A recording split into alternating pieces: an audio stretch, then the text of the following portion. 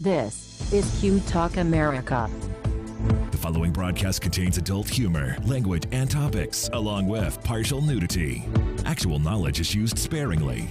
The show is a result of a lost bet and a bad game of rock, paper, scissors. It's The Show with Clayton McKee. And now, a man with a face for radio, Clayton McKee. Good evening, 7 o'clock, straight up on a Tuesday night. It is Studio C. You are live with all of us. Well, most all of us. It's Katie June, Al Perkins, and our special guest this week, it's Richard Stevens. Hello! Also known as Barbara Seville, for those of you locally here in the Phoenix metropolitan area. Or people outside that may not know you of the Phoenix area. There's people who know you around the world, Barbara. Aren't you international? I have warrants.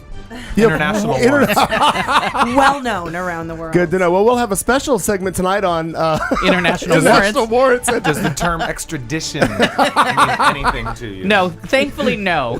Not yet. I am pleased to announce no. Marnie Ryer is out this evening. Actually, I'll be very honest. Marnie is at the Dolly Parton concert here in Central Phoenix, and I forgot. She stumbled out of bed and went to the kitchen, poured herself a cup of ambition. I doubt she yawned or stretched, and she probably didn't get there on time. No. That's it was more like 10:30 to 5-ish. We're gonna have to have a special locker for that hat. I gotta break the Oscar news to her soon. Oh, well, I'm sure. Do you have something special coming up later today? No, that she's not coming. Oh, she's not. Oh. God, not invited to your viewing party? Wasn't sure what that was all about. Racist. We are very racist on this show. A little bit. Feel free. Oh, and last week was a fine It's a huge example. one, yes. In fact, I'm surprised that I haven't heard anything back from Stacey Lewis in regards to pulling that episode down. Oh, you missed a lot, Katie. Uh-oh. Yeah. When you miss one N-word, you miss a lot on this show. Wow. Yes. Yeah. And I won't mean negativity on that's not the N-word I'm talking about. Oh, okay. Well. You looking for sympathy, Blanche? It's right in the dictionary. Jesus, that was shit. It's a positive. God. Yeah, it was quite an interesting show last week. That was some stuff. Yeah, wasn't it though? Anywho, we are here for another 3-hour adventure into God knows what with this cast and crew. Welcome back, Katie June, who was gone last week. I was. Was it worth it? It was great. It was a very Where were you? great. Subjective. I was at a work event. Oh, sounds fascinating. That sounds vague. So it was. I was at a work event. It was Your a She name died of a disease. Your name is not Roxanne by any odd chance. Roxanne. Was there a red light involved? No, it was a good event. It was a successful fundraiser for the Congresswoman. But it's work. So I say it was great because I thought it was HRC. No, it was. Oh, then I told everybody wrong for 2 weeks. Yep. No, that was work, and it was, it's like, and I wasn't intending to go. I have always said Tuesdays are kind of my day. I can't do work event. I schedule event on Tuesday, but I can't go be the staffer. But right. Our finance director had the flu. Wah, wah. Wah, wah. So I was there in his place, and it went well. And then I left actually on Wednesday morning to go to Washington, D.C. Oh, very exciting. And that was for an HRC Women's Leadership retreat. Now I'm partially correct. I need those words You're together. back on. It was really... Women and leadership. Oh, isn't it really? What a quaint notion. Cute, huh? Yeah. Good for the gals. Atta So girl. this retreat was so wonderful. And I've told every single one of them about this podcast. So, hello, ladies, if you're listening. The ladies who lunch. The we will try of to HRC. We will try to be on your team. Yeah, they were all really excited about it. So it was just great, and I thought it was like a leadership thing. Like, here's how to be. I don't know. I thought it was more related to HRC. It was very much like a personally touchy-feely exploration of. I'm sounding really Can sexual. I be sexist Yeah. really fast? Yeah. Can I be sexist really Yeah. fast? That's usually what a ladies' retreat is about. But I A lot of feelings and a lot of like, let's put this to committee for one more time But and I'll talk about our feelings. It wasn't that. It was very. And that's how we lose the ladies who lunch. It was kind of just very learning about yourself and your leadership style and your skills and weaknesses, but like being really kind of vulnerable with your weaknesses and kind of just really showing up. And it was an incredible kind of a refueling, right? Like it just refueled my tank. I didn't even know that the tank was so depleted, kind of. You're not really in touch with your tank, I imagine. I guess not. But it was great. And I came back feeling so good and just happy. How many days were you gone? Wednesday, Thursday, Friday. And 5. you were without wife and without child. Yeah. Oh well, fuck. No wonder So you were. that's helpful. You could have gone to Poughkeepsie and for 5 days and come back refreshed. Sat in a hotel room. Yeah, I've never been to Poughkeepsie. I just assume it would be someplace you could retreat to. And luckily, I'm drunk enough to not remember where Poughkeepsie is. Is it New York? It's New York. I was gonna say Nebraska, so I got the Sure. N Hey, right. you got the N. I got the N right. N-E. I mean, you were Almost Sounds there. very who moved my cheese. Yeah. What color is your parachute? Thank you. It was that, and I always think that stuff is very hokey. There's some and merit there's like to it. some hoke in there, but it was Some hoke and some poke. really great, and the women were so wonderful, and it was just a really great experience. Okay. Yeah, Very so cool. that was good. It was also icy cold, and I went from the day before I left, like legitimately sitting outside, working by the pool, sunning yourself, right? working Exactly. like by the pool, to ice storms. So that was pleasant. Insane, the weather. Yeah. I send my sister a text every day that says, "Your life sucks, move." And then I get a text like 12 hours later from the drunk same sister going, "Are you following our weather? It's really miserable here." Why do you think I make fun of you every Remember? morning? Why did I text you? What is it you think the morning text is about besides move the fuck out of Move. there? It Yeah. cracks me up on Facebook. Everybody is posting screenshots of the weather and of the thermostat, but no one ever mentions the racism and terrible politics in Arizona. They're like, "Oh, look what you're missing out." Right. Yeah. There's Well, a we have culture. to- There's a culture swap. Yeah. It's a give and a take. We'll Yeah. deal with 75 degrees and a cunt named Brewer. Yeah. But Yeah. We'll take it. We'll take her for the weather. But hey, New York has stop and frisk, so they can't get too far up on the Too cross. uppity. Yeah. now wait, is that something you can sign up for? Stop and frisk. Yes. But you're white, so they won't do it to you. That's the problem. That's You'll just have to watch That's a others bummer. be stopped and frisked, Oh. which can be entertaining. Still, in its can, own very special I bet way. it can. Could you stop and frisk him? I just want to watch. Yeah, exactly. I'll stand right here with a hand towel and a bottle of lotion. See you in a minute. Did you see the Onion's Stop Good and day, Kiss sir. version of it? The Onion today had like 5 headlines that were spectacular. I know. I did not see that. Oh, I thought they were funny. neglecting me. I was feeling a little lost by the Onion, and then today they hit me with like really good headlines, which I'll share with you if I get sober enough to find that page. Shit. We're not. Well, we're It's at not. theonion.com. We're not the hopeful. Spoiler. Oh, it doesn't matter. Sometimes he can't find his ass with 2 hands sitting in that chair. Trust, he can't. I've been doing the regions of France bottle by bottle today, so Yes, he has. sounds like a fun day off. Get it, Ah, girl. girl, get it. I called it sun tanning Having a good one. because I was on a bike. Yes, you were. And some motherfucker stole your backlight. I don't understand this. But they were kind Me of too. just like the people that No. broke into my Yeah, this house. week mine They did it is gone. kindly and gently, and they didn't break anything. They just slipped it What off. in the My hell? front light is still there, but someone stole my backlight this week. And I think the front light is easier to steal. So I'm like, bitches. I don't get what. At some point, there's a saturation level where nobody will steal anything anymore because there's enough of them in the pawn shops that the crack people have all. Yeah. Isn't there going to be some kind of? It's like a $7 one. I don't know why. It doesn't You're matter. right. Yeah, mine was cheap, too. Yeah, but still, I just don't get it. At some point, there's got to come a stop where no more bikes are stolen, no more lights are stolen. What I just don't understand, more drama. and I know I won't get it because I'm not a person that steals things, but it's not his. Like, that's yours. You Right. paid for it. You bought it. Like, what?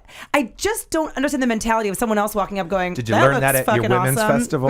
Well, no. I mean, do you just want to walk Yeah, around with a at, flashy red light and hold it up at different angles? What are you going to do with that? I Break just up the whole. don't- At Right. least take the apparatus that holds it. I except for don't the- get Can it. let me help you steal it? Let me give you a screwdriver so you can take the whole thing. If you need It's it the that badly. mentality behind it. Like, I Well, no, didn't buy because that, I but it looks custom made awesome the and I want bracket it. that held that motherfucker, Right. except the plastic piece that they just. That they left completely intact. I should have super glued the motherfucker together. Motherfucker. And then they would have just probably ripped the motherfucker off. 'cause Right, then they'd they've have been mad. agitated because, like, why are you Right. making this so hard for me to steal? I must punish you by breaking it. Right. I hate these. Right.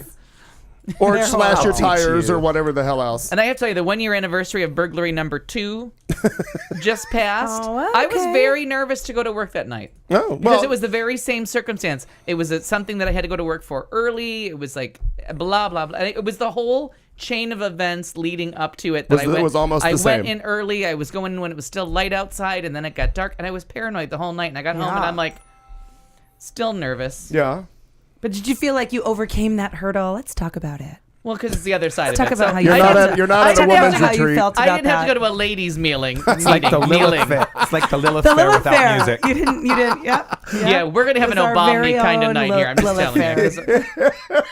Mama's trashed. You, meaning Me. mama. Yeah. You, yes. How did your day start, sir? What happened? Just Well, wake I up woke up and I got a "Are you off today?" text from Mr. Mark Martinez, and I had to say, "Yeah." Well, if you're in this condition, I can only imagine what condition he's in. No, held up beautifully. What happened? Beautifully paced. The wine was good. Because we all have seen how things turn out with him. it went nicely. We went to Joyride for a luncheon. Okay. Oh, what did you think? Iffy at best. If you're gonna put on Mexican food, you better be a lot. Put it fucking, on. You better be Put that way shit fucking. on. That was bland. Yeah. Bland. I was bland. disappointed. I in it, was too, and Kelly was, and another friend of mine. We're The kind of all- atmosphere was lovely. great cute. bar. My cute. blood orange margarita was worth the price of admission. I do have to say that blood orange margarita was the highlight of the show. But They also have like a cucumber. What's that? Cucumber jalapeno. But how- that's like yummy. That sounds good. honest to God, how many margaritas, now that none of us are in our 20s, how many margaritas can you put down before you're like, gots to go to Filiberto's and get some better Mexican food? It was, right. Okay. and it was kind of pricey for really, really mediocre food. The salsa was good. Salsa so I was was like, good. Oh, I have to I was agree. starting on a high note. I will agree Margarita with was you great, there. Salsa was great, and then the food came, and none of it was good. Expectations were high based Yeah. on a really good salsa. And I usually say Chinese food, judge it by the egg roll. If the egg roll's shitty, just walk out. If you can't get course number 1 right, we can't help you with the mushu guy pan. What did you think of Taco Guild? Because I like. I haven't been I there have yet. not been there yet. I've not either. Did you like it? It was good. It was Yeah, very good. I've heard haven't done other Taco people Bell. say It's the same thing. beautiful. Well, it was Yeah. a church, so And chances it- they oh, couldn't yeah. really screw that up. That It's whole beautiful. Honest to God, it's the evil empire, and they're trying to put my lesbian friends out of business at Urban Bean. But that Starbucks is really lovely, and It's great. The old and, school. Yeah, luckily they were shitty, and they took 7 hours to make my coffee at that Starbucks, so I went right back to the lesbians. Ah, girl. Didn't hesitate twice to be like, you know what they fucked up? Are you ready for this? Venti drip. I don't even know what that means. That Me means either. a drip coffee. That means A large. coffee that I can make at home in the 20-ounce cup. Which Regular is the legal brewed limit. coffee. Regular brewed coffee. A venti drip. And I was like 15 minutes later, I'm like, just sell me something. I have to go to work around the corner. I don't care what you have that has caffeine in it. Throw it in a cup and throw give a it to Sweet me. and Low in there and get me the fuck out of your drive-thru. And the lady was like, You were in the drive-thru for 15 Those minutes. drive-thrus 15 sometimes minutes are the in a best. goddamn drive-thru at a Starbucks. I'm like, are you new at this? But 'Cause he's in a hybrid car. Yes. Thank you.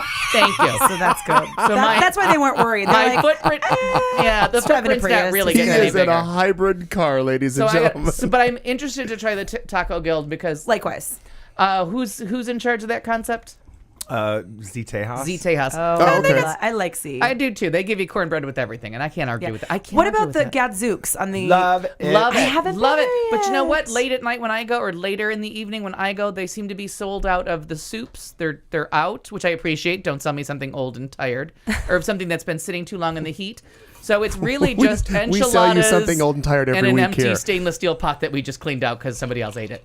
So that's I've my eaten there only a few complaint. times, and I absolutely loved it. I have too, but I'm curious about their soups because they're gone by 6:45, almost consistently. So, But again, a little pricey, just a little yeah. bit. I mean, not expensive, but $20 It's like lunch. tacos, yeah. yeah, It's a lot for well, tacos. our lunch day on Happy Hour at the mediocre place was $31, and that was the sale price. And I'm like, yeah. Yeah, it's not good. Filiberto's is like $8 for like all I can eat.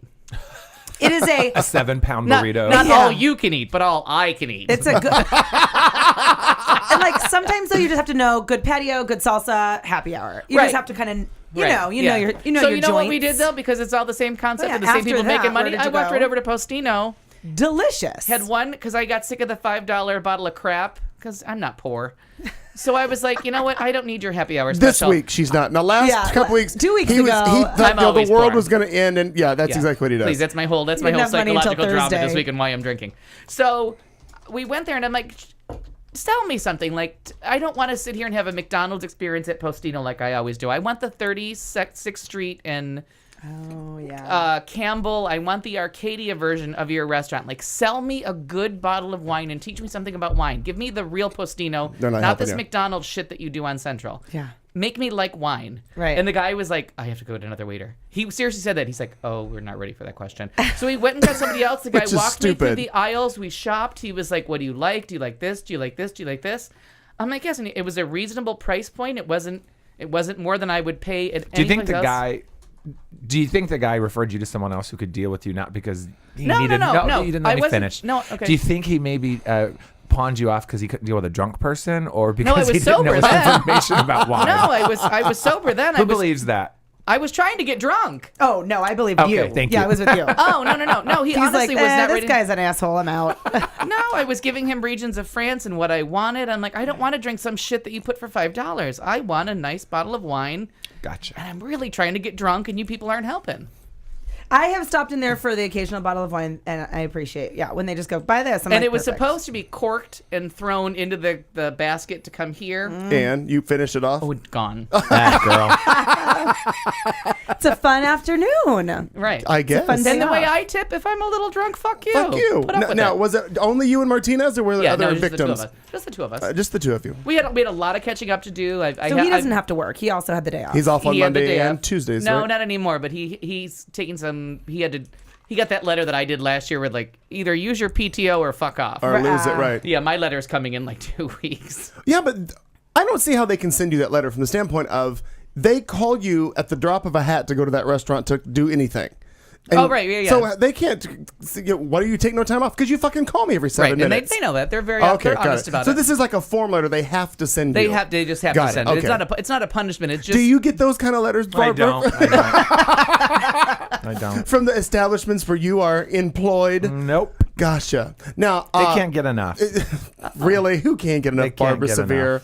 Exactly. Barbara, what have you been up to? I heard you won an award. She did. I recently. saw her get it. I did. I want to. It looks a colorful plate, It whatever is. it was. It's beautiful. It It's is big, beautiful. It's big. It's. It really is. It's about, what is it, that diameter? Yeah. It's a huge plate. Now, will you be thing. serving nachos off there? You could, it could work for salad. It's more bowl like, Quesadillas? but it's beautiful. Oh, Multicolored? It was lovely. And what was that Yeah, for? tell what us was about it for? it. It was at the Arizona USA pageant, Mm-hmm. and it was called the Phoenix Rising Award. And it was just in recognition of hard work and dedication and being a good No. doobie. I listened. Yeah. I listened to. It was presented. No, wait, to you. weren't you there? I was there. was. Okay. But I was just a spectator in the audience. Only and I love. Oh no, I just mean, but didn't you see him win? Like, no, were I you totally asking did. follow-up questions? No, I did because that's what a good interviewer does.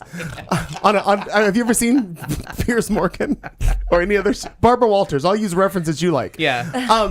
No, the other thing that I really liked about it was funny when I ran into Barbara last night to take her a little gift I had for her. She's the first thing she said, "What the hell were you doing at a pageant?" Because she knows I don't really give a shit. I only went to support my friend Michael, who was there running. Oh, and a good friend you are. I was glad to hear he did well. He did. did. He's He going did to very nationals. well. Going to And nationals. he used to live in this room too. This very room. No. No. He Oh. was in the dressing room. Oh, my bad. No, this was Phaedra's room, then Jason Carlton's room, and now our studio. Oh, all right. Yes, but I appreciate you for trying to keep up with who has lived in my house. Yeah, thank you. It's a tough game.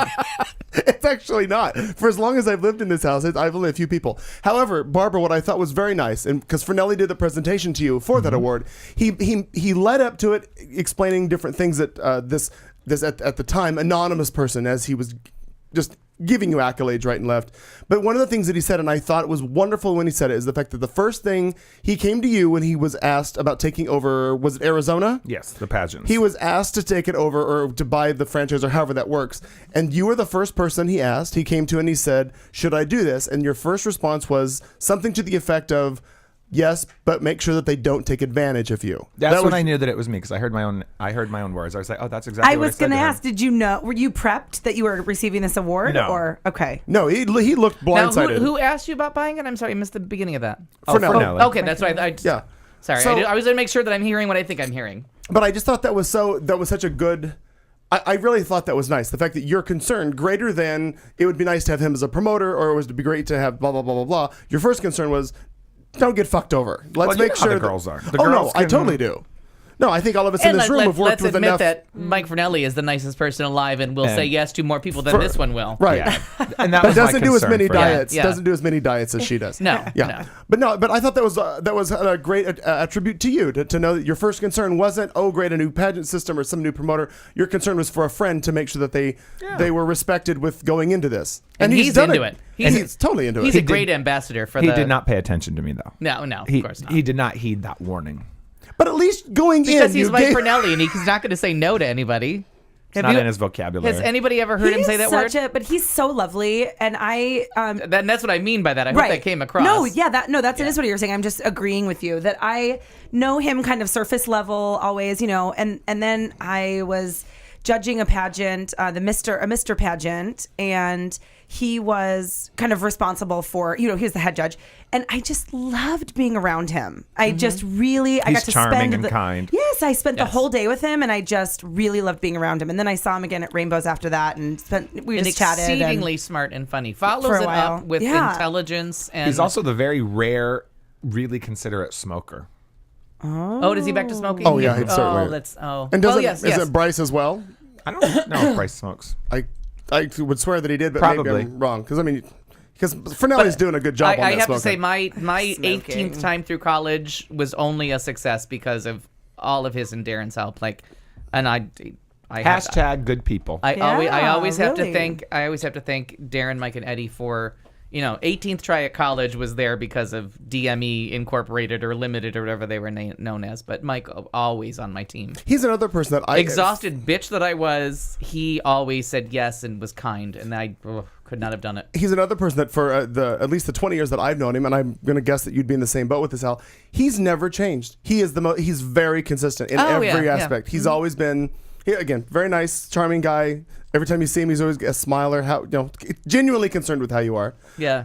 I feel, unless he just really puts that rose-colored glasses on and just lies to everybody. But I don't think No, he does. that's a lot of long-term lying. Yeah. If you're really, Yeah, no, really. all these people have good things to say. So you got to imagine at this point, it's probably just him. Yeah, I met him the weekend. My niece was christened, and I missed the plane. And my niece is now 23 years old. Oh, wow. Good. So you do you do outrank me by a few years on that one, which is completely fine. No. I mean, not to like pee on anybody's parade or anything like that. But if that is an act, that is the most That's the consistent act in history. for all those years. By the way, for those of you listening, if you're looking for the chat link on the main page at qtalkamerica.com, Joe is going to work on that, get that fixed for us. But you can go to our Facebook page. I did post a link directly to the chat room on the Facebook page, so you can go there without me having to explain to you the long blah, blah, blah. I'm going to try and find it right now. Okay. Oh, and I will just point out, because Harrison was asking about Tyler, and I'm thinking that may be why Tyler is not in the chat room, because he doesn't have the Facebook link. Oh, that's a good So point. he could be listening, because I do miss Tyler, because he is the one person that pays attention to my entertainment section. Got it. Yeah. He is my one I person love audience. Tyler, if you're out there, hi, friend. Tyler, if you've got a pencil or pen, just in case you're out there, I will read the website name for you. So get a pen, make sure you're ready to go. Compelling listening right here. Well, no, for Tyler it is. He's been faithful for like almost 2 years. He really has. And the funny thing is, he is one of those people. He's a school teacher, but he does not have Facebook. He does have internet because he listens to us. He finds us. But other than that, he's kind of what's the word I'm looking for? He's kind of socially, or not socially, but he's well, social media. I wondered where you were going with No, that. Oh yeah, not no, involved. social media. He's not involved. Yeah, that's the right way to say it. Socially not involved is almost what I said, but that's not what I meant. I was afraid. Well, hey, Wait. you never know what the hell's going to have on this. I have to. Oh, go ahead. Read your compelling radio. Well, no, piece. just compelling. Right. And then I have a compelling radio piece. So good. Thank God, because you got a couple weeks to make up for. Tyler, if you were listening, or anybody else who is, it's qtalkamerica.com, and then you type in /chat_, and then it's 284-729.html. For a transcript, Yes, please write send down everything Clayton a self-addressed stamped envelope. Harrison says, "Is she chopped liver? She pays attention." I know you do, Charlie, but you have to listen to me in real life too. Right, but you also know how to. And you found the chat room on your own, so you're Yeah. good. Katie, you had something So now equally as entertaining. I do. I'm sure She's that gonna read from a someone phone in book. I'm sure Good. that someone in this room will know Proving this. that we'll still like her. I was listening to NPR, and it was like a random weekend program, so I didn't even know how to look it up to find out what it was that I was listening to. And anyway, it was like I heard this. It was this woman's voice, and it was this British thing. NPR, yeah. And it is something that they play in the United Kingdom, and it's like British maritime. It's the shipping trades. To all the ships at sea. Oh, I love the ships at shipping. sea. No, I've got to find. Do you guys know what I'm talking about? No, I know what the shipping times is. Yeah, okay, and it's that radio program, and all they do is talk about the boats that are coming in and those that are going out. Yeah. And they literally use things like longitude and latitudinal coordinates, and they just because that's how those It's people very steer that and it's figure very out. soothing to listen to. and it was the craziest radio like segment about how it has this bananas listenership, the crazy amount of people. Literally all the ships at sea have to listen to it. But it's also, they had people calling in that people at home who are just laying on their couch tuning in for good save. Nice. That was And I'm the drunk one, people. That's an experienced She should drinker probably right have there. more. She should probably have more. That's What do you a need, drinker. Barbara? Drinker. It's going to bring you down a little bit. Oh, yeah. Good luck. It's usually this one's the one we're trying to bring down. Anyway, Yeah. I'm putting it on our Facebook page, so everyone that's listening can tune into the international shipping trade. Now, my Wow. movie companion over here to my right, Ms. Seville, the shipping news. Terrible movie from about, what, 7, 8 years ago? maybe Probably 10, 11, 12, yeah. Shipping news was Terrible. Kevin Spacey. never heard Yeah, of it. Judi Not Dench. surprising. I want to say Judi Dench appears in it Dame. somewhere. Before she was Anything a to do dame. with that? Because that's what made me Google it, and that's how I found the shipping. I Okay. never. It was a movie that went nowhere, kind of like the bombing one. Oh, I think it's the shipping forecast. That's what it's called. but there's Sounds even less Oh. interesting. Yeah. Exactly. At the tone, the time is. But it's Is a that what bunch- she that's- is? yes. I it love really her. is a bunch of people like listening to nothing, but they talk about everything. It kind of goes all over the board. It It's so reminds me weird. of now again. Let's go way back to my childhood. My grandfather he was in World War II. Wasn't a bunch of other shit anyway. But I had a shortwave radio, and it's one of the old radios where you could tune the dial and you could pick up all the other countries and the ships at sea and all that. That's what it sounds. Okay, That's so what it's very reminiscent before of. internet, back when we were all younger, not in your lifetime, Katie, but in ours. Before internet, before you could just look up and find out what the exact time was, because I've always been obsessed with it being exactly on the time. So in my hometown, there was a phone number you could call and get the time and Oh, temperature. everybody, yeah, right, had granted. that, but it was never accurate. But I found out with the shortwave radio. Control much? No, you got really? You're telling me about control, Seville? But what I used to do is use that radio, and it would be that like it was a metronome that was tick tock, and then there was that soft tone. Just at the tone, the time is 2100 hours exactly, and then tick tock, beep, and you'd know exactly when it was. Yeah. So and then I knew how to change back the time because it was universal time. So we were at Greenwich Mean Time. Mean time. Yeah. So you were like here, I think we're Right. eight hours behind that, 8 hours off of Okay. that. So anyway, I used to run around the house and set all the clocks based on that because I was obsessed with time. I always have been. Okay, you'll love me now. I had a I love you shortwave already. radio, and I would just listen to people talk. Like I would just I can't remember if it was my grandfather or my uncle got me a shortwave radio because they knew how much I watched TV, and they thought maybe we should switch that up a little bit. And I was truly fast. I had a shortwave radio for years, and I would just tune the dial like Jodie Foster in Contact, and I would just listen to people talk about absolutely nothing, and I was fascinated by it. And you could Whole find conversations, from- and they could. Some of them were news right broadcasts, all over the world. all over the world. I sold the radio that I had. It was a 1952 RCA, and I actually sold it on eBay a couple years ago and Mine shipped was it. silver. Mine was a big box. I don't know. That's all I It know was about it. silver. Mine was leather. The whole case was leather. Oh, lovely. It was a very nice thing, but I sold it and shipped it to back east somewhere. What's going on over there? I couldn't find the chat room, so. Okay. Do you want me to read it again? Well, I would think, couldn't you find it from there? Well, no, because the link for some reason is popping up. qtalkamerica.com/chat_ I feel like they're gonna get it. 28. Oh, is she getting you there? Katie. Why be afraid? What did That's you what I bring? thought I heard there. What's your snack? What did you bring? I brought some peanut butter pretzels. Would you like? I one? would like to see what they are. Would you like to see with your mouth? Oh, they're full of. They've been injected. Filled with peanut butter. Go ahead and give me the link one more time. Yeah.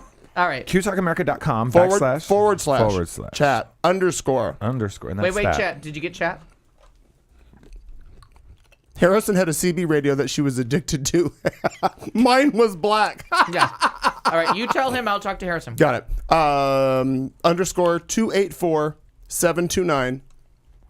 _284729.html. As even the people in the room get on board. Yeah. There are more That's people. compelling radio Oh, right yeah. there is what you just heard. What's wrong, Richard? I still didn't make it. I'm sharing the link on my timeline. It's on our at the Facebook moment. page. Yeah, but something happened weird when I went to the Facebook Yeah, page. It it's doesn't not. show up the same. Okay. Okay. All right. So who's doing headlines tonight? Well, I am. I'm doing All right. all of them. Is there a theme song for headlines? There is. I hope we hear it. Because I composed something earlier. Well, I'm glad that you did. You Oh, well. composed. Headlines all alone. It's vaguely familiar. Why be afraid? Oh, you're killing me. You are killing me with that, but No, but seriously, whoever's phone went off, was found that it. was Mine. Was it Gloria Stefan? Because that's what it sounded like. Wasn't mine. All right, whoever's phone went off sounded like Gloria Stefan. no, mine didn't. No, coming out of the dark. Mine's on silent. Oh, I know what you're talking about. I though. finally see the light now. Yeah. No. How does that go? Because I feel like I want to sing Why it. be afraid? I'm not alone. I'm sure we're gonna get censored for that at some point. Did you get it? Oh my! Wow. Now You you might gotta want to turn it really down. turn him down. Is who you're See, that's looking what you have turn to down. really turn down. But it's all right. 7:30 at Q Talk America, and here Barbara. we go. Some headline stuff that we'll talk about. We have all kinds of things to talk about, and Barbara Seville's here, so God knows what she brought. But we'll figure it out in this segment and so many more on Q Talk America. After crashing into a chicken restaurant, man chokes his own chicken. Disney Channel introduces the first same-sex couple in a comedy series on their network. Coke apologizes for anti-gay social media tool. Same-sex couple from Arizona is one of the many couples married at the Grammys. There are no gay people in this city, according to the mayor.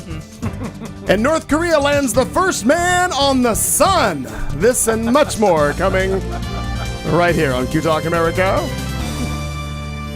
I'm intrigued. Oh, you should be, really. And if you want some more information on this upcoming story, you can go to our Facebook page, because I posted several links to stories right there. On Monday morning, about 10:30, a 34-year-old man seemed to be feeling pretty good, according to police. Well, he crashed his car into the Crown Fried Chicken restaurant at 5th and Lehigh. That sounds fancy. In North Philadelphia. And then, then he disrobed. Now, you may be thinking that Crown Fried Chicken must have a very special recipe, because rather than assessing the damage to the car, he decided to strip down and pleasure himself to the delight or horror of onlookers. And though the video that's posted on our Facebook page and other media outlets isn't 100% clear as to the self-pleasuring activity, the man who shot the video assures reporters that, he was most definitely making himself feel happy. But if you look at the Facebook page, there's a screenshot of the man standing next to the car. And then there's a 14-second video that shows him actually doing something that looks like he may be having a good time. I mean, Oh yeah, he was having a good time. I'm sure he was. I'm sure. And it didn't even Waxing involve the surfboard. choking his chicken. Scroll down. you Oh, can't miss that one. Yeah, can't miss it. It's not ambiguous at all. no. Silver car, naked man. I love the header. Man crashes car, strips, and masturbates. Yes. That's actually was going to be the name of my memoir. Oh, Well played. hey, it's still available. Now I'm screwed, aren't I? No, that was just a headline, Barbara. Copyright laws. Never. Yeah. No copyright. No copyright law infringement there. You'll be fine. Nothing to worry about. Well, our dear friends over at the Disney Channel have a sitcom called Good Luck Charlie. I've never watched it. Saw this. Do you know this? I watched the little clip today too. So Okay. great. So some sitcoms go out with a little bit of a whimper and just kind of fade into television sunset, but not with Good Luck Charlie. On the Disney Channel comedies, they have a 2-part series finale that airs on February 16th, and viewers will then be introduced to Susan and Cheryl, the first confirmed same-sex couple ever to appear in the kid-oriented network. And actually, here's a clip of audio from the upcoming episode. Taylor has 2 moms. Nothing gets past you, Bob. This is a huge move for Disney Channel, which has never featured an openly gay character, much less a same-sex couple. And no matter what everyone has speculated about the High School Musical's Ryan Evans, Disney Channel aims to, quote, reflect themes of diversity and inclusiveness. And though the introduction of the lesbian couple is naturally being met with some opposition from conservative watch groups, Disney Channel stands by its decision. Their characters were meant to reflect today's world, as many viewers are young children with same-sex parents. I love it. Now- Did you watch any of it other than what you just heard? No, I just saw there was a 60-second clip just posted. Oh, but you did watch that part. I did watch that clip. Because what I thought was so great about it was literally, it wasn't a plot point. It was, and it moved on. Right. Oh no, my it God, was- it was great. And I You're right. love the way It that the was- mom reacted when the husband's like, oh, okay. And she goes, what you just heard, nothing Right. gets past you. And you thought it was going to be bigger based on the fact that the one is saying, well, I met her mom and her name is Cheryl. And I met the other one. No, that's not her name. And when they met again, it was just kind of a moot point. Yeah, it was. That's Totally what I thought normal. that's what I thought was more interesting than a same-sex couple, was the way they handled it, as it was like, oh, the car's red. Right. Right. Oh, they have a red car. It was almost a non sequitur. Yeah. No, I thought it was cool. And I read this again. I'm reading this purely from a story I didn't write, but I thought this was nice. The particular storyline was developed under the consultancy of child development experts and community advisors. A spokesman for the Disney Channel said, when the casting was first announced back in June of 2013, like all Disney Channel programming, it was developed to be relevant to kids and families around the world and reflect themes of diversity and inclusiveness. So not only was it something that they didn't make, like you said, Richard, it wasn't a stop everything, let's freak out and have a deal. It wasn't a very special episode. No, right. Right, No, yes. you're right. It was just a blip on the radar. And I makes me think that's think all of, it needed to be. How Al's take on every Beverly Hills 90210, very special episode. Yeah, it wasn't- Tonight's it wasn't very special episode. No. Well, and what I think is really cool is two things. I hadn't read this. I watched Kelly had just said, "Oh, did you see this?" And we watched the clip and we went, "Oh, that's cool." And I love their reasoning behind it because it's so true that there are so many more. And I read, it's a big number. I just read it in some HRC material. It's like, I want to say like 500,000, parents, gay parents, or something like that, gay families, some big number. But so it's cool that they're saying this is why, so that my daughter can grow up and she can watch the Disney Channel and see families that look like hers. And That look it's not like her weird. family. Right. But not just that, so that Piper's friends are Palmer's friends. Palmer. I always call Yep. her Piper. Palmer's friends don't have a meltdown when Right. they realize Right. When Kelly and that Katie. Kelly picks her up one day and the next day Yeah, it's, it's not a freak out. And what else is really neat is the Disney Channel and all of their kind of subsidiaries they all are Like 100%. Disney? Well, all of them. I guess I should say ABC. Disney, Walt Disney, and then all of the different. I just things. call it the Oh, and mouse. there's billions and billions But and billions. every single one of them has 100% on HRC's workplace equality, and they all have 100%. Now here's my point that I was trying to get to, but I was busy pouring drinks. Valid Disney reason has- to be absent. Thank you. Yes. Disney has a very sketchy past. Right. Very. And they still have a way of paying people in their parks that's a little sketchy because they make them all earn carny wages. They're in the carny union as part of the Disney parks.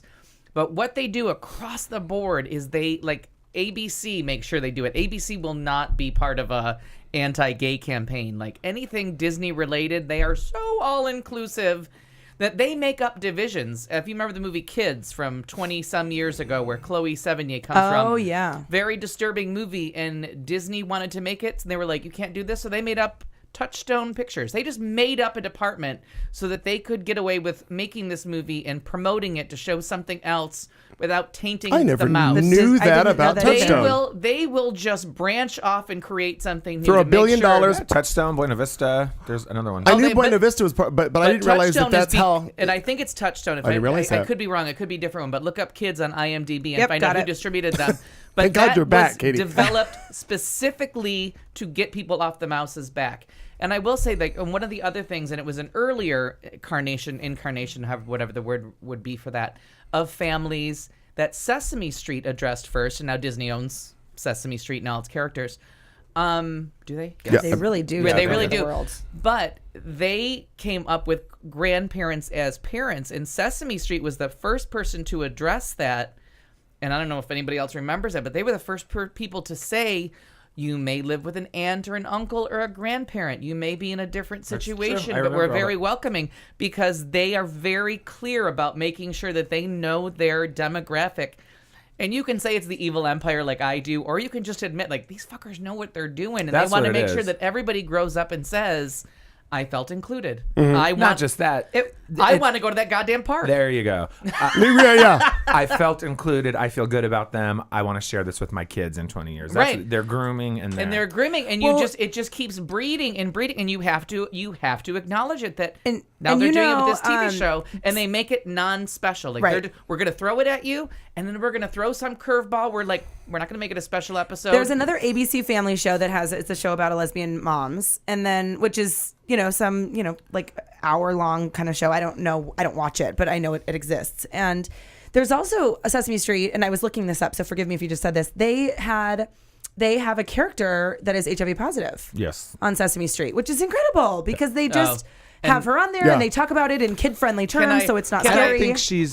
don't think that character is in the United States. I version, think though. it's no. She's South Africa. It's a South, Wouldn't I it think the it's South Africa Africa. version? Okay, but there's online stuff because I've looked her up before, Okay. and there's like some online stuff with her, and there's stuff you can download and things you can read and show your kids and educational tools with her. Details Magazine, which sketchy at best, and their humor is not for everyone. So if you're easily offended, this might be the time to go to the bathroom. But what they do is they take stories and they assign fake headlines to them. They take real stories. The Fosters is the show you were talking about. yeah, right. Yes, and they take real stories and they give them a fake headline, and it's offensive to everybody, but I read it every year and it's always funny. And they said the story was the Muppets introduced their first character with HIV, and the headline was, "Well, you spent enough time with your hand up someone else's ass." Good God. I do remember that. I do. What was your next headline, Clayton? So that's why I said, The Muppets go on tour. Of course it's offensive. Of course it's details. But I have to tell you, I was getting a pedicure, and I had to laugh my ass off at their take on that. So there you go. Right. Shining Excalibur Pictures. It was Miramax. Right. It was Disney owns Miramax, so they created Shining Excalibur Pictures because it was an For NC-17. kids? Oh, okay. Yeah. There you go. But So I knew there they you have created it. a The new division. more you know. Yep. I miss Miramax. Can we have a moment for cheers to Miramax Pictures? Sure. And their demise. I'll drink anything at this point. Who cares? By the by, speaking of Disney and gay things, a friend of mine has for many, many years, started in Dallas, has been here, works for Radio Disney. He's in charge of a lot of promotional stuff and does things. He was at Barrett-Jackson. He's done a lot of things here in the Valley, and he's traveled all over the country. He actually, from the president, somebody he worked for in Dallas, who became the president of something in Burbank for Radio Disney, handpicked him. Gay as Christmas, wonderful kid, very nice guy. Handpicked him to go and be in charge of national advertising something liaison. So he's going to Burbank to work for Radio Disney. He's been with them for years. That's amazing. And I think it's fantastic So cool. because he's promoted from within. And then also my friend Michael Rodriguez, who has been who's been a tour guide in Disneyland for many, many years, to the point where he is now at the upper. He's like one of the, why don't you call him? Just throw an echelon. I'll let you. A master tour guide, if you will. So the celebrities, A docent. he gets assigned. He's the head docent. He gets assigned to the celebrities when they bring their families in, and he tours them through the entire is park. so fun. He was with Sherry Shepherd last year or so when So they fucked up. No, just last year I've when they gotten went cut to in line by a celeb, by a pseudo celeb. She was the former bachelorette. Owned by ABC. ABC, right? Oh, yeah. But when The View went this last fall, last summer, Sherry Shepherd flew out, and he actually spent a day with her pre-taping a bunch of stuff for the episode when they were there for the week. Yeah. And then after the last round of elections, when Romney lost, oddly, the week after the elections, he was with the Romney family and toured them through the entire Disneyland. And there was a picture of him somewhere online. It was a picture snapped of Romney, and my friend Michael was in the shot. I'm still happy. I don't care. So I tagged. Oh no, I saw it. You just lost the election. What are you going to do? I'm going to Disneyland. So I actually was at my mom's house, saw him on TMZ. I saw the shot, and then I immediately texted him. He's like, "Yeah, I was on with Romney." Yeah. You got to do it. But hey, that's his job. He does what he does. Get that money. That's the original Kool-Aid. But I got to say, it might be shit, and everybody makes fun of them, including me. But when you just get down 3 layers, and they do all the right things. And Frozen is their first ever solo directed by a woman motion picture. More coming up in entertainment, I'm sure about that. Because I saw you post on Facebook today. It was beautiful. Beautiful. I had a great weakness for it. I have to tell you. Well, there may be a mental illness involved with that. If you want to have a Coke and a gay, well, you may have some trouble in Russia. Coca-Cola has apologized and removed the offending program after LGBT activists called out the company's 2014 Winter Olympic sponsor, who, by the way, that's who Coke is, for promoting a social media tool that let users customize their own virtual can of Coke. So you could actually email a can of Coke to somebody. With your name in that, in their font. But the unfortunate thing is, the app refused to recognize certain words, including gay, lesbian, and queer. However, would permit straight, hetero, and other words to go. Over the weekend, America Blog uncovered a South African website that invited users to, quote, share a virtual Coke, but responded to submissions of pro-gay words with an error message reading, oops, let's pretend you didn't just type that. Please try another name. Ooh. Tuesday morning. That's what I think is the worst part. Tuesday morning, Coca-Cola published an apology on its website stating that the program was incorrectly formatted and that the website has been pulled down until the glitch can be corrected. Explaining that the Share a Coke campaign was intended to allow users to customize a Coke can with their own name in the brand's iconic logo script, Coca-Cola acknowledged that the version hosted on the company's South African site does not or didn't restrict submissions to names. So I thought it was interesting that the South African site was fine, but all the other ones were fucked up. Specifically, the name and message auto-generator on our South Africa Share a Coke website would not accept the word gay, but did accept the word straight, reads the statement from the representative of Coca-Cola South Africa. So Coca-Cola's not alienating anybody either. Right. So They aren't, yeah. So further going into all this, activists are already upset with Coca-Cola's silence regarding the Olympics host country of Russia and their anti-LGBT laws and violent repression of all of this other stuff. Because recently there was apparently a picture of somebody who was being arrested in Russia, and apparently the security officers actually have a Coca-Cola logo on their uniform. Oh, yeah. So they are pictured arresting somebody with a Coke logo in their uniform, and Coke never said anything about this. So they're kind of upset that they're not speaking out in regards to this. The person interrupted the torch relay. I mean, did they interrupt it, or would they just unfurl the flag? No, they interrupted it and tried to grab the torch, and they interrupted it. I mean, yeah. If you don't. It's not okay. You can't interrupt it. That's not okay. No. Doesn't matter I- what country you're in. You're gonna be arrested for that. Because the story that I have, and I'm glad that you brought that up, Richard. It says a gay Russian was arrested and fined last week for unfurling a rainbow flag as the Olympic torch passed through his own city. Coke issued a statement addressing the arrest and confirming that the officers who detained the protester were wearing uniforms emblazoned. I like using the word emblazoned. I do too. With Coke's logo. The statement did not condemn the police's silencing of a protester, but did claim that the beverage company is, quote, one of the world's most inclusive brands, which values and celebrates diversity of all. And they're in the same boat that Coors was in the 70s. Like, Coors Light's shitty, but so's Bud Light. So we don't even have to blink an eye to order a different crappy beer. So Coke, Diet Coke, guess what? Pepsi, Diet Pepsi. There you go. It's got a little rainbow on somewhere. Somewhere, you know what right. I mean? We made it into an Obama symbol. I mean, Coke's not stupid. They're going to be on top of this in a minute. Coke's not stupid. And they're not stupid for being a sponsor of the Olympics. You tell me a country or a city where you're going to say no one is unhappy with something that's going on there. Oh no, I know. Find a place. Tell me. No, there's not. No, and I've said this too because we went to Beijing. Yeah, we went to like a place where like Remind human me rights how atrocities people- are a day-to-day basis, and and how we do all people handle marveled that? at what they did with Yeah. slavery. Like they just took slaves and turned them into a show, and we all applauded. Everyone cheered. And we're glad we had HDTV. So I mean, we do see the oppression in living color. yeah. in high So def. yeah. High Oh def, my thank God, they you. look good oppressed. So I have to say there is something to be said for the hypocrisy of now suddenly being That's worried kind of about what human rights. I have thought as well, and I agree that we cannot. We've talked about this before on the show that we can't get upset at and we can't boycott the athletes. That's totally unfair. Right. But also, I mean, I like Coke, so I just want to drink it, and I like NBC, so I just want to watch it. That's hard for me. Like Yeah. those big umbrella brands. And I keep saying, just go to. And now that I've researched my cable choices, and I'm trying to. Oh my Jesus, Richard. Christ, Lord! And Is this again, your first cocktail? There are paper towels. I'm not used Or to have you it. been too long without a Would you like cocktail? to? Let's change glassware Stemless. for him. Let's get him a stemless. Let's get him a stemless. My God. And by let's, I mean get up and get a stemless when you clean up your mess. Piece of shit. We don't have a butler here. I just have to say that the way to cut into their Lee money Daniels, is butler. Sorry.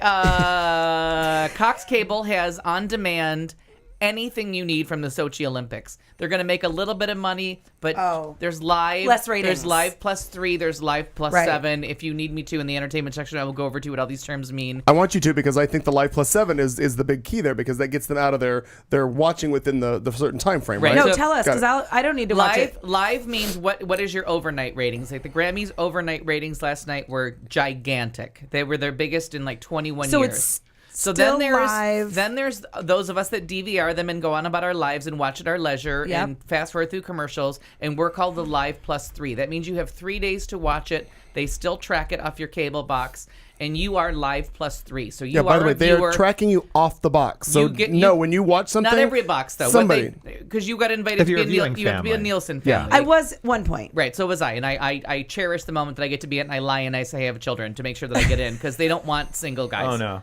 we're not their demographic. What are you gonna spill now? What have you got? So then what they have in their Live +7 is what they base canceling shows on. Is like, all right, you're not interested in watching it that day. You can't even be bothered in 3 days, but in a week's time, what is it you want to watch? And they take those Live Plus 7 numbers, and if you can like, if you double, especially if you double them, then they know you're watching this show. Now we just have to get some kind of a hook to get you to want to watch it a little bit sooner. We want your urgency up, so we're going to maybe put a cliffhanger in every now and then, or get something. It's an advertising thing that we just don't have your urgency, but we have your viewership. Okay. Once you follow a Live Plus 7, it doesn't matter when you watch it. No one cares. Gosh, I am so that person. Right. That's for how I am most too. things. So they're not going for you. So if we all watch the Olympics Live Plus 7, we all get to see it. We get to see it. You know, you have to watch a couple commercials. You get to pretend you like Coca-Cola. But NBC loses all their money, and when they go to advertise, and they take a hit, and they have to say, but where are you going to go? Honestly, you can't even go to the south of our country. You can't go to New York with stop and frisk. Like, where are you going to go in the world that you're not going to find something to protest or something worthy? So you're kind of like fucked, and all you're doing is hurting the athletes because I don't think you're hurting the athletes. They're fine. They're gonna win or lose. They're gonna win or whether lose. you're watching or not. But if we you just don't need to see be like cheering them on. Sherman, even in our own. what's his thing. name? Sherman. Jesus morale Christ, and- from the Seattle Seahawks. I think so. Sherman. Richard Sherman from the Seattle Seahawks. Put some news about him. Right. But here's a guy who, if you watch live, you thought heat of the moment didn't matter. Nipplegate. All of a sudden, 3 days later, you're watching Janet Jackson expose her nipple 15 times in one TV Up show. close. You're like, oh my God, this woman, all she did was expose her boob. They're like, all he did was be like this horrible person. But it was a 30-second interview taken live that everybody was like, well, okay, whatever. And everybody moved on and went on their cheese dip. Right. So do you see what I mean about that moment passing by? And the more you let it go, the more it turns into what other people Want to frame say it as. What they make it. What they make it. Richard Sherman is a really decent guy that does really great things for children. He's very smart. He's very intelligent. We just stuck a microphone in his face when he was full of testosterone in the heat of the moment. But if you watch him say it over and over and over and over again on CNN, you're like, oh my God. Really think he's horrible. He's crazy. Thug. He's crazy. Right. But I'm talking about the Olympics and the gays. I just shared something in the chat room. I know. that I got lost. It's hysterical. You have to check it out from Saturday Night Live. Oh my God. Heterosexuals in the Olympics. Oh my God. Heterosexual figure skating. It is hilarious. One of the funniest things I've ever seen. But what I thought was really funny, because I didn't see it on Saturday Night Live, I saw it that the news used it as a news item. Yeah. Oh, right. And they showed it on NBC Channel 12 News, and I thought it was hysterical. That's how I saw it, and I watched the whole thing. Because It's so they're funny. saying if we so protest check it the out. gays, It's in the chat room. My favorite part of that when they go, he's He going for opened with an air he's guitar. going for a combo. Let's see what combo he pulls out. Oh, it's actually a bag of combos. And I love it. Oh, Best. look, he's hurt. Nope, he just went for an up the dress shot with his phone. So my point to that is, Have you seen it, Clayton? great. You have I have to not, watch but I it. watch It's it. really it's so funny. much fun. They don't watch anything It we is recommend to so them. funny. But my point to that, One video. I I didn't know. watch one video. and we're going to bring it up for the third week in a row. I and now record SNL every week just in case you have to throw something at me. But now I'm going to bring up my And point to that Drake last was story hot. was if Jason Brown has another moment like that, you don't want to be Live Plus 7, and you don't Sherman? want. No, Jason Brown. Oh, sorry. The guy that is. See, no one watched. No one What watches did what I the show? recommend. What did the show? Nope, I missed that. He's the the guy ballet that's made dancer. it to the Olympics. He's the ballet dancer. He made it to the On Olympics skates. against all odds. Oh, him, yes. Oh I'm yeah, sorry. he's like did- the Take a skater look boy. at me now. Again, and it's clearly, even though you've had 3 weeks of direction to watch the video, you haven't watched it either. I The think I pretty have. boy. There was a fat No, girl he's not behind pretty him. at all. No, he's not. He has a ponytail. He has a ponytail. See, I'm in. And there's I a watched fat it. lady. I love you. And I a missed fat you. lady in the stands is excited. Is excited, but you don't want to be the person a week later that's like, "Oh, have you seen Jason Brown's triumphant video?" That's the danger to Live Plus 7. You want to be Totally. me, who's like, You wanna be "Oh in my it." God, have you seen this person?" And watch losers like you go, "No, I didn't watch your link." I just Googled. But I pardon love me, all of you. Pardon me. I just Googled Jason Brown video, and if I may, Yeah, please. I may. You sure? This is what I didn't Google it. I Yahooed it. Excuse me. Jason Brown monster cock. And by Different. with that feel like- nose, I feel with like that they're nose, I actually- feel he has a monster cocktail. I wonder if I'm gonna watch this video Yahoo- first. Yeah, I wonder if Yahoo's actually picking up on some of your search history. Maybe. No. They, Yeah, there's That's some French. cookies up in there. your This time cookies- you've gone too far. Your cookies are skewing your searches. But before we leave this segment in regards to Yeah, Coca-Cola, no, I have one other thing. that's Same thing. Okay, so I'm just going to finish this up now. What we were talking about, the guy who discovered, the guy who has America Blog, his name is John Aravosis. He actually uncovered another potentially anti-gay glitch in Coca-Cola's automated response system this past Monday evening. Coca-Cola has on their website something that's called a virtual agent. I just hit something and I just screwed myself. Hang on. There it is. So it's called a virtual agent, yes. And you can type in questions on the Coca-Cola's website and it will come back with responses. It's pretty much like an FAQ, frequently asked questions to Coca-Cola. So it kind of is an automated response. So he actually went to the page and he says, it's where you can ask Coca-Cola a question. So he typed in the phrase, "Gay rights are being oppressed in Russia. What is Coca-Cola doing to speak out?" And the system automatically responded, quote, "That's not very classy. Let's have a polite conversation." Well, he was then suspecting that maybe a key word is what triggered the automatic response, and it may have been related to gay or lesbian or whatever. So he then entered each of the words individually. And then what happened was the system returned a response reading, "That's not so nice. Let's have a private conversation. Also, I will pretend you didn't say that. I'm here to answer questions about Coca-Cola." Well, then Coca-Cola apparently got pressed on this issue and then apparently was investigating the matter in regards to the virtual agent.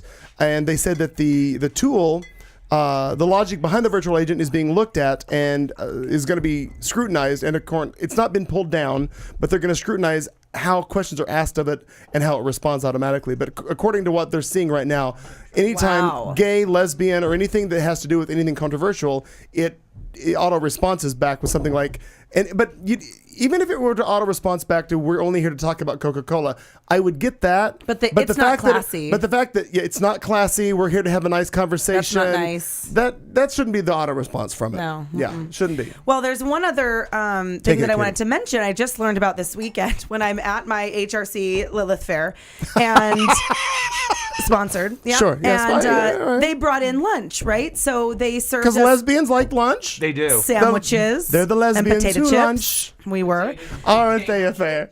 So they brought in lunch from Au Bon Pain, or however you say it. It looks like Au Bon Pain. Au Bon Pain. Au Bon Pain. From the airport. Yeah.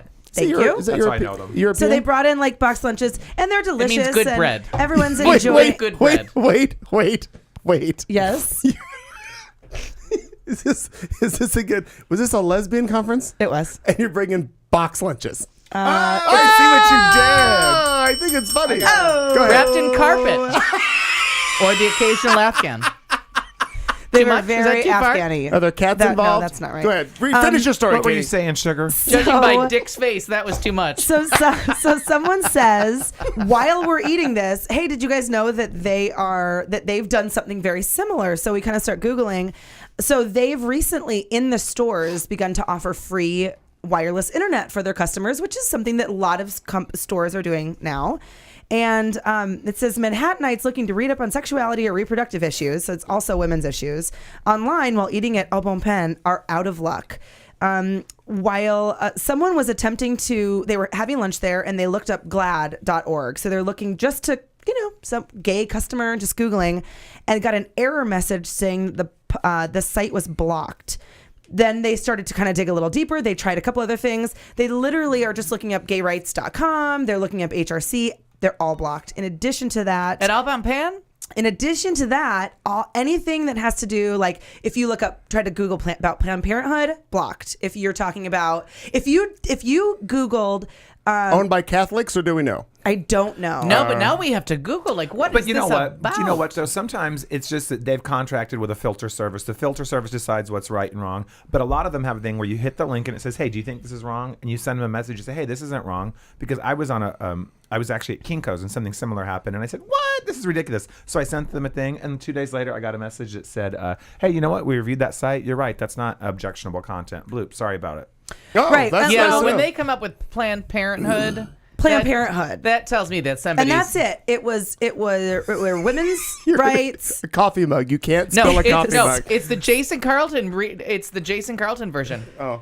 Sorry. The danger. Oh, danger. Good. No. He'll Hey, be no. aware. But Jason Carlton is the one that taught us I'm sick of spilling wine, so I'm now going to drink wine out of your house out Oh, of yeah, coffee it's safe. cups. You got one over here too. Yeah. So anyway, just pretty crazy. It was classified as Au Bon Pain said that it was classified as pornography. They did apologize and they're looking into it. That kind of thing. I will But Google Au Bon Pain because that Let's do it now. shocks me.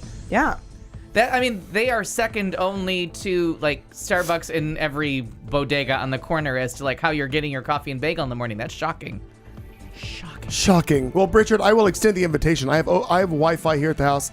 You are welcome at any time to not suffer through a Kinko's. Oh, this was like 10 years ago. I was my computer had crashed or something. I don't know. Well, but I have Wi-Fi. If you need Wi-Fi, because I realize you're a poor, struggling artiste, Starving student. You're welcome to. Well, you're a little old for a student. Well, hey, you can go back to school no at any one's age. too old Anytime. to be a student. Thank you. Look at Al.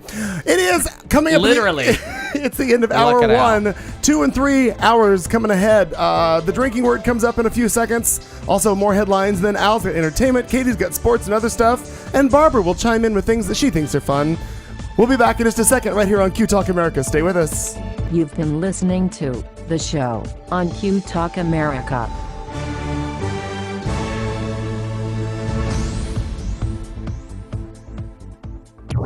This is Q Talk America. The following broadcast contains adult humor, language, and topics, along with partial nudity. Actual knowledge is used sparingly. The show is a result of a lost bet and a bad game of rock, paper, scissors. It's The Show with Clayton McKee. And now, a man with a face for radio, Clayton McKee. Well, good evening. 8 o'clock is what the clock says on the old wall. This is Studio C. I'm Clayton McKee. That rhymed and I didn't mean it to. It is The Show on Q Talk America. Thank you for joining us. To everybody in the United States, New Zealand, abroad, and all the ships at sea. We are live every Tuesday night from 7 to 10. We come to you as a world service, really, is what we are. You're welcome. We're analyzing everything we can, solving world problems, one drink at a time. And Clayton, how do we know New Zealand and ships at sea? Is there something that I have an app on my iPad. One of the things that an iPad is useful for, and it shows me that based on their IP addresses, where they are listening from. And at this point And right New now, Zealand is a big fan of ours. and this is actually only audio only. So Gotcha. the video combination, I'm not sure I can they're look not it going up. to see this, are they? Right. That's your camera, by the way, right? I didn't bring enough wine for that. Yeah, I bet you did. We have more vodka. Yeah, I do. Thank you. But You're going to need more bandwidth. That's a thing. My mother's watching, so say remember that. She has a big flat screen though. I'm not sure what that means anyway. I'm gonna let that one go. But it does show me that New Zealand, and they have been a repeated listener for weeks on end. We also have some friends in Australia who we are their Wednesday afternoon show. So one guy who's an artist, he paints and listens to us from there. So it's pretty cool. I mean, I enjoy the fact that we have different people around the country and world listening to us. For no other reason than the fact that they're apparently bored. I was frankly shocked by the Alban Pan. I shared a link in the chat Yeah, room. no, that's what I'm reading. So I'm enjoying your link, not that link. Your sausage, that was just whipped Move out. over, butter. Yeah. Oh, bacon. Here's something meatier. But Alban Pan has apologized, and they're working on fixing it, and they honestly do not want to be part of this. And I just say it because one of the things that got them on the map is Sex in the City, because there's an episode when Use your words, sugar. I know. Sex in the City just kind of exploded and tried to like get in as many New York landmarks as they could. Like when they realized that they were affecting tourism, there's an episode where someone asks Miranda, "What's your life been like?" She's like, "Alban Pan, work, Alban Pan, work, Alban Pan, you guys, Alban Pan, and then I'm probably going home." But it was one of those things where they got like a very specific reference out of it, and I'm like, for them to be like anything against like a woman's issue or Planned Parenthood when you're taking an endorsement from Sex in the City, which dealt with women's issues regularly on a thoughtful basis, or thoughtful on a regular basis, however you want to put that sentence. Both. Yeah.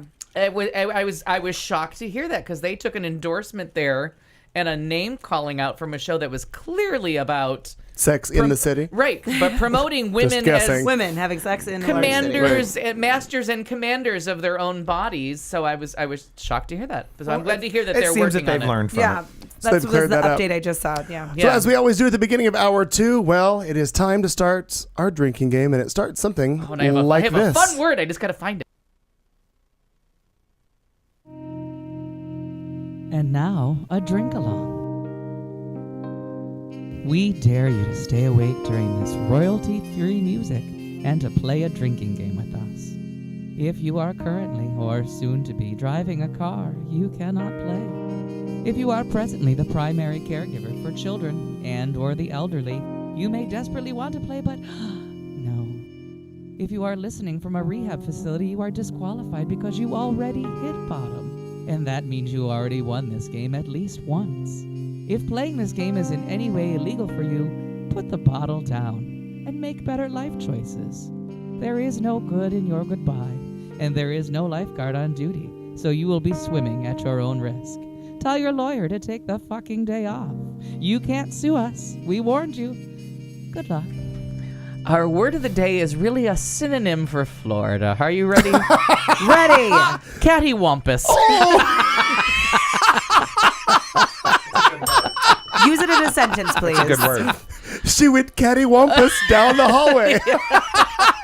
She fell and landed with her wig just... Cattywampus. Have you been saving that one? No, I just came up with it today. That's fantastic. When you're a day of wine, when you're drinking drunk, will do you. there's so many things on my reminders list just based on driving drunk home, riding my bike, not driving. Right, just riding riding my your bike. bike drunk home from the fabulous wine bar. But cattywampus. I was gonna fuck the cross-eyed lady, but I thought, oh, it's all gonna go cattywampus. Would you like to explain the cross-eyed women lady? have pussies too. Yeah. Do you remember that from Bette Midler? Ugly women have pussies too. No muff too tough.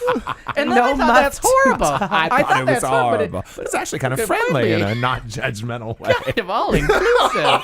Richard, why are you sniffing your salad? Because it might not be good. Now, I have found that those boxed lunches, the ladies' version cross-eyed cattywampus, have a certain lingering odor just at first. Do they? Let it But air then out. Let it air out, exactly. It does smell weird, Does it? but It I does, mean, but it looks okay. Is there a I cheese think it's- involved? Here's There's my chicken. Here is my theory. Hot plastic lettuce needs a minute to air out.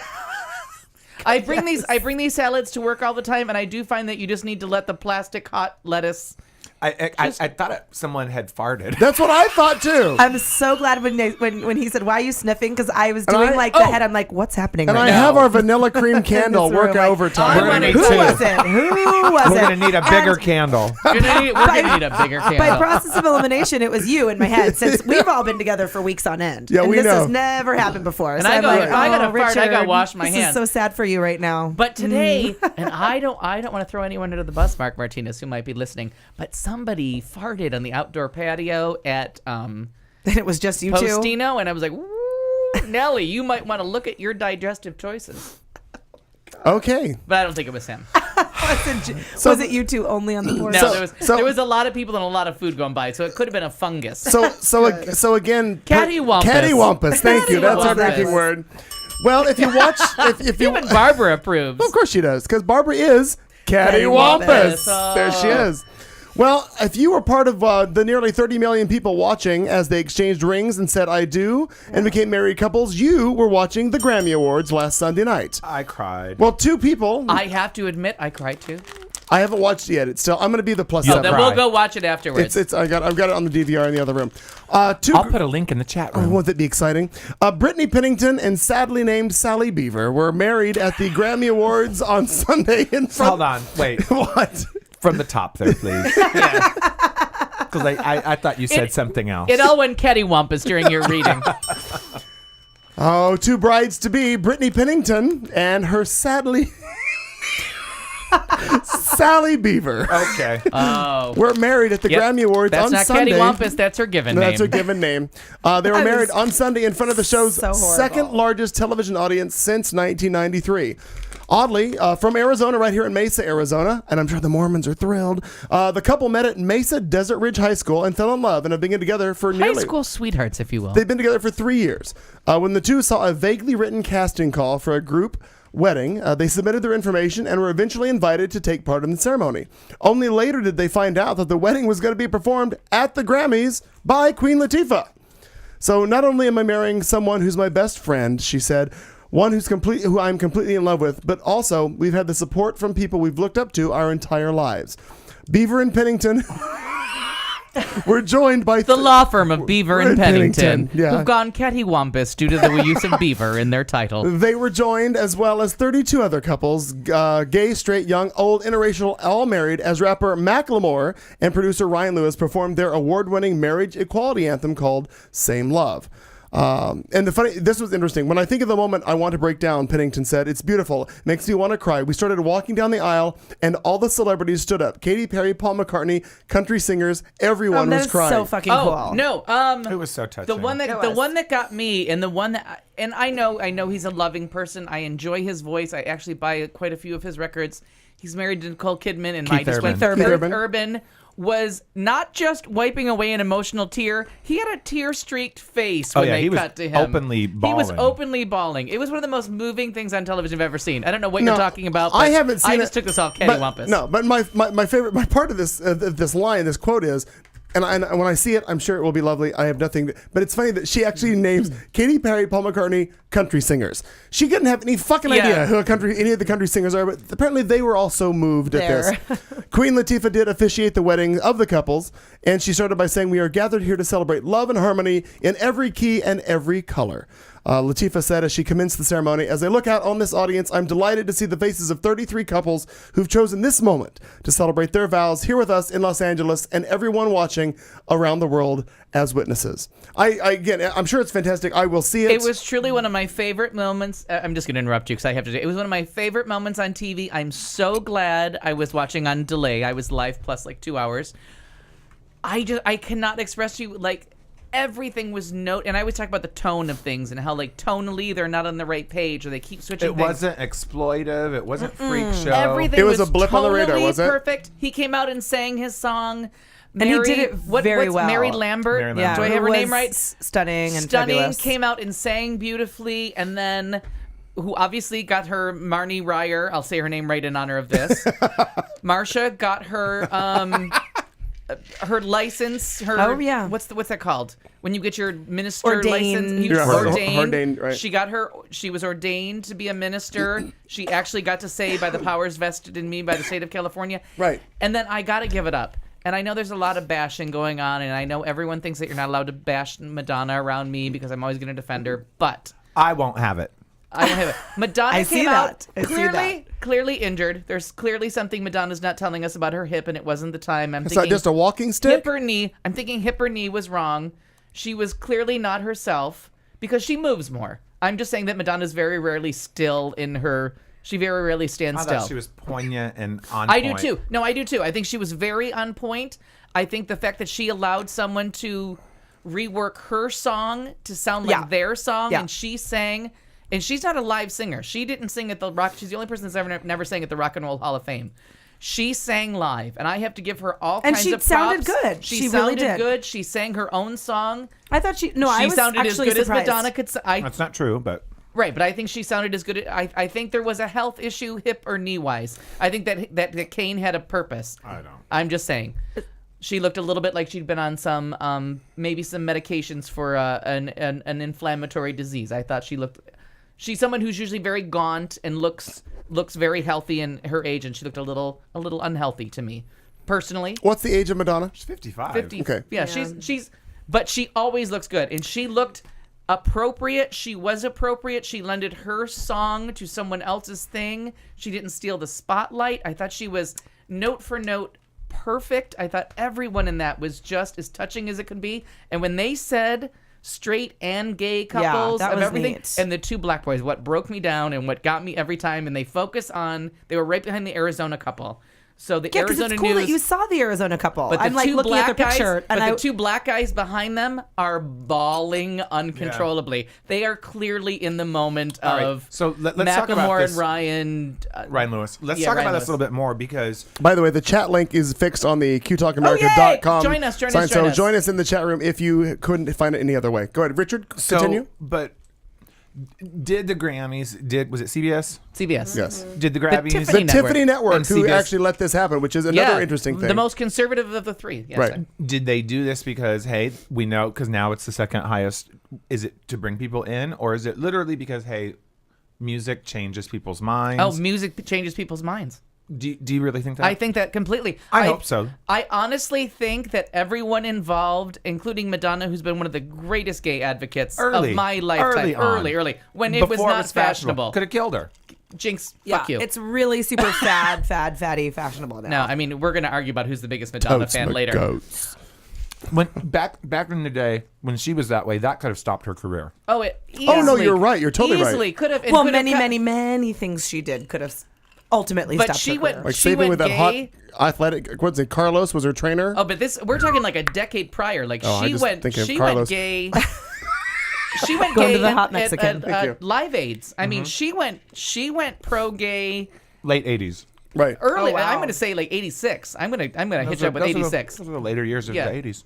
So, but I'm talking like Remember the 80s? That's the leader part I'm of going to it. say second album. What I'm saying is like for her, second album, play it safe, maybe not be controversial. And this woman has been on our team, and I honestly will never turn off a Madonna song, even if I've never heard it, which is like the last 2 albums.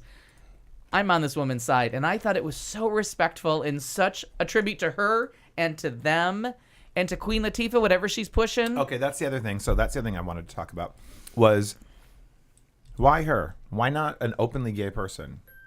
Well, Adam Lambert wasn't available. I don't know. Or why not someone who's there's not such ambiguity about their Ellen. But- I mean, I'm just saying. But no, I know she's not a singer, because but wasn't there for the longest taking, time like, a rumor another- in regards to Queen Latifah that Oh, she yeah. was a lesbian? constant. But and has that been and her disputed? personal trainer. But Queen Latifah, I think, is on that same page as like the recently outed Brian Boitano. All these people where she's not out and not in. She But she's doesn't always deny been anything. supportive. I mean, she won't come out, but in her But is it- like current allied status, right? She's supportive and she's. But I loved so her beautiful. same key, same color, same. I mean, everything she said was so spot on that it just was joyous. What I have The to way- say about the way she introduced it, it was joyous. And I have to say, because I had the same thought, like, why are we going with someone who may or may not be in the closet? But when she said same note, same color, same key, same this, same that, I'm like, you know what? We don't have to be out or in. This woman's on our team. Right, Her yeah. personal life is maybe irrelevant because she is standing up. And I think what stood up for all of us and what we need, like Obama, is the black community, which is our last ally. And I think in 2008, when I was voting, my thought about Obama was I really am hesitant about backing someone who's black and religious because they are traditionally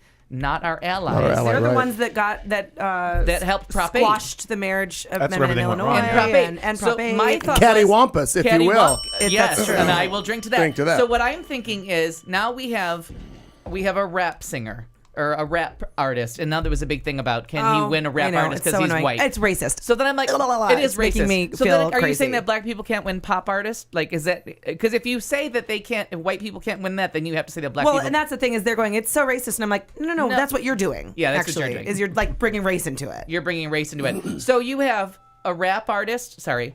You have a rap artist. You have one of the most respected black women, I think, in the entertainment industry. Correct me if I'm wrong. I may be. She's wonderful. Latifah? Yeah, Academy Award nominee. You have Yeah. her on our side. Now you have Madonna coming out. Now you have all these people. Now you have country legends who are, I will put Keith Urban in that place of like, yeah, nearly totally. a legend, standing up and crying like, we're getting the team together. We're getting people where this is not an issue anymore. I thought it was one of the TV's greatest moments. Okay, so a couple of my takes on it. Thank you.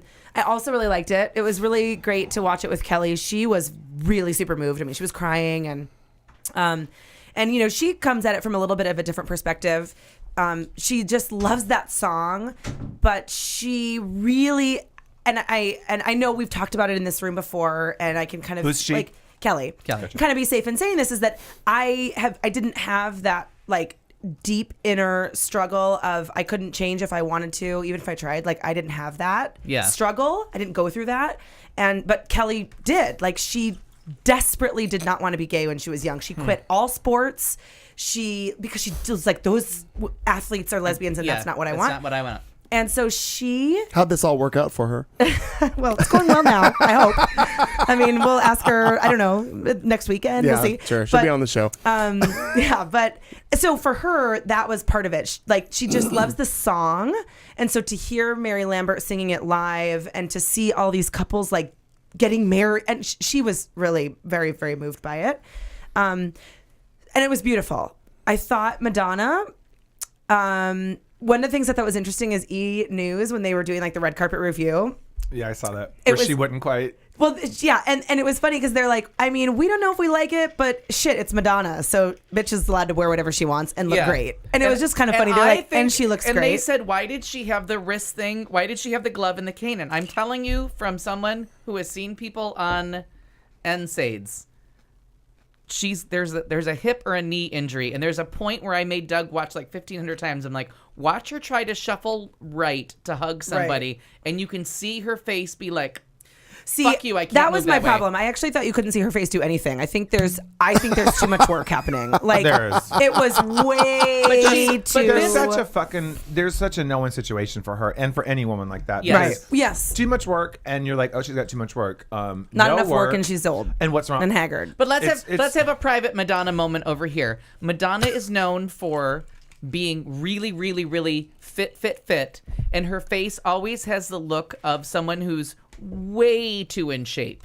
Because they always say when you're super fit, put and on you're a so, little bit yeah, of weight, I and you're agree. gonna puff out your cheeks like I do, and your skin's gonna look a little bit better because you're a little fatter, and so you're gonna fill in with fat. Is that your way of sliding into your fit? Yeah. Okay, no, just- it's that I'm fat. I was like, That's my way of sliding into I'm fat. it's just okay, why I wanted gotcha. to eat a couple No, but extra it's pounds. the face thing is called. It's true. It's called fit or fat. If you're really fit, I understand. you're gonna look a little bit gaunt because you're thin. And if you're that's fat, you always really been look great, her your issue. face. And this is a woman singing wise, say what you want to. She has her faults, but movement, exercise, dance, yoga. This woman's in fucking shape. Yeah. So for Her her arms to, are so for her to stupid flinch ripped. as she moved right and look a little puffy in the face, my guess was there's an injury. I'm just saying.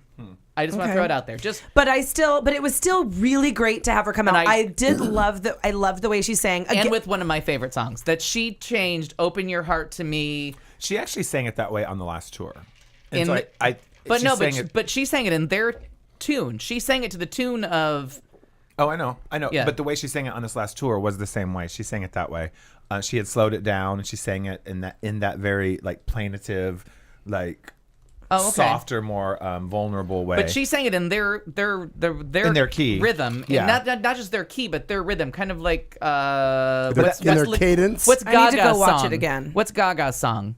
Born This Way? Born This Way. That's really. That's That's really express yourself. She just changed the lyric. She made the lyrics fit "Same Love." That's But what I'm saying. I would imagine that they must have seen her in that and said, "Hey, you know what? This would jibe with this." Oh no, I agree. I I don't think that Madonna said, "Hey, I want to be in this." I just can't imagine. Would Madonna do that? No, but I don't know. I think they would send out the invitation. Absolutely. It was a good I don't know. mix. I didn't think there was anything weird about it. Like And plus the lyrics of pairing. The lyrics of Open Your Heart. I just want to address the negativity that came out with how she looked, and I thought that was shitty. And so even beyond how she looked, the negativity, and a friend of mine I was with, this friend, mommy friend at the park today, and she's so funny, and she's literally tells me, she's like, "You're the only gay person I know." And it's very, very funny to me, and she's very sweet and asks questions, and she's very open. Her husband is like a hunting guy, and it makes me happy that I'm getting to know her husband a little bit better, and he's getting to know Kelly and I and our daughter. Because he's one of those guys that is like just anti-gay just because it's what you do. And so it's great to kind of be getting to have a little bit of relationship. Well, he so has to change he has to reevaluate his opinions. yes, exactly. Because I'm not like a horrible, I'm not all cattywampus in my normal day-to-day life. Ding. Cattywampus.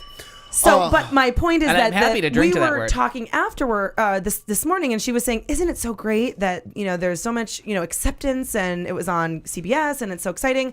And I thought, gosh, but yeah, that was great. But also, did you see all of the negativity on Twitter and That's Facebook what I was and waiting blah, for blah? because I looked that up. How seconds? Awful. Seconds. Oh, and Fox News, it never Awful. happened. Fox News has like the top 5 Grammy moments. They have the top 5 this. As far as FoxNews.com is concerned, it never happened. Oh, Which is weird because the marriage has never happened. That whole performance. And that whole performance. That is not in their list. They don't even mention it. How can that not be the top 5 I think it was things? HuffPost that I found where it's like, and the hate begins. And it was like, bam, bam, bam, bam, bam, bam. And what was weird to me is that people were calling it, okay, so I know a lesbian that said, I don't understand. It was actually Keela, DJ Keela said, why didn't they show the kisses? Like, they didn't really show people kissing. And she was kind of like, that sucks. Like, they should have shown that. And so, but she didn't say, Latifah didn't say, now you may kiss your spouse. Didn't. She said exchange your rings, which is appropriate for prime time. I get it, and it's fine. Not but just appropriate, but it's the symbol of the marriage. Right, but here's like the two extremes. Like, so we have one person who was saying, and Keela was saying it was beautiful and it was lovely. I just wish they would have shown a kiss. And then you have, so it was so to the like average watcher, there was nothing sexual about it. There was nothing like grotesque. There was nothing invasive. But there is nothing sexual about a marriage. But everyone's saying online, a lot of the haters going, it was fucking disgusting and fuck this and fucking family values. And I was watching until the faggot started singing. Yeah. That was one of the tweets that went out. There was a lot of really disgusting, gross, disgusting, gross. And I'm like, how is that? Okay, now the kissing I could see if you saw like a homosexual couple on TV kissing, you might go, if you really are that hateful, that can be maybe disgusting to you. It wasn't just all gay couples. It was couples. It was, yeah. Of every straight, kind. gay, interracial. They pissed off everybody. So and I think we talked about this last week. They were all Cattywampus is what they did. Yeah, exactly. With the Joel Ratner thing that we were talking about. It doesn't matter what you're reading. And it could be, I said this, I think I said this last week. If I didn't say it out loud, then I meant to. That you could be reading a story on the internet of a nun saves a cat from a tree. And post number 5 is Obama's that was 2 weeks Nazi ago. Yeah. and you're all racist pigs and the N-word comes up. And I bet the nun hates gays. And it honestly does not matter what you're talking about. You're right. That's right.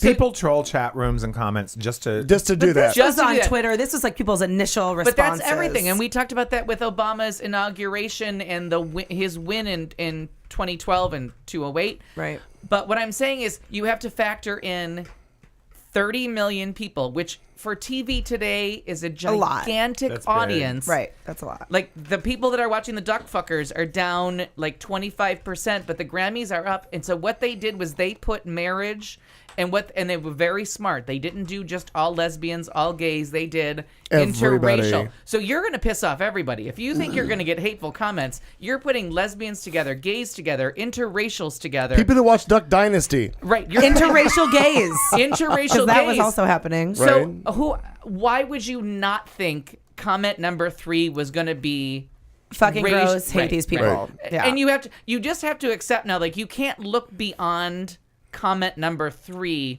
and expect that to be a social commentary that's for real. Right. It was because upsetting. Social comment number 3, it is upsetting, but all you have to do is go read a story about the firefighters dying in You're right. in northern Arizona. And Obama actually did comment that. number 3 is Obama set them on fire. I mean, just and I'm not even making that up. I know. It may take till comment number 6, but I'm not kidding. Right. Now, my concern, my query.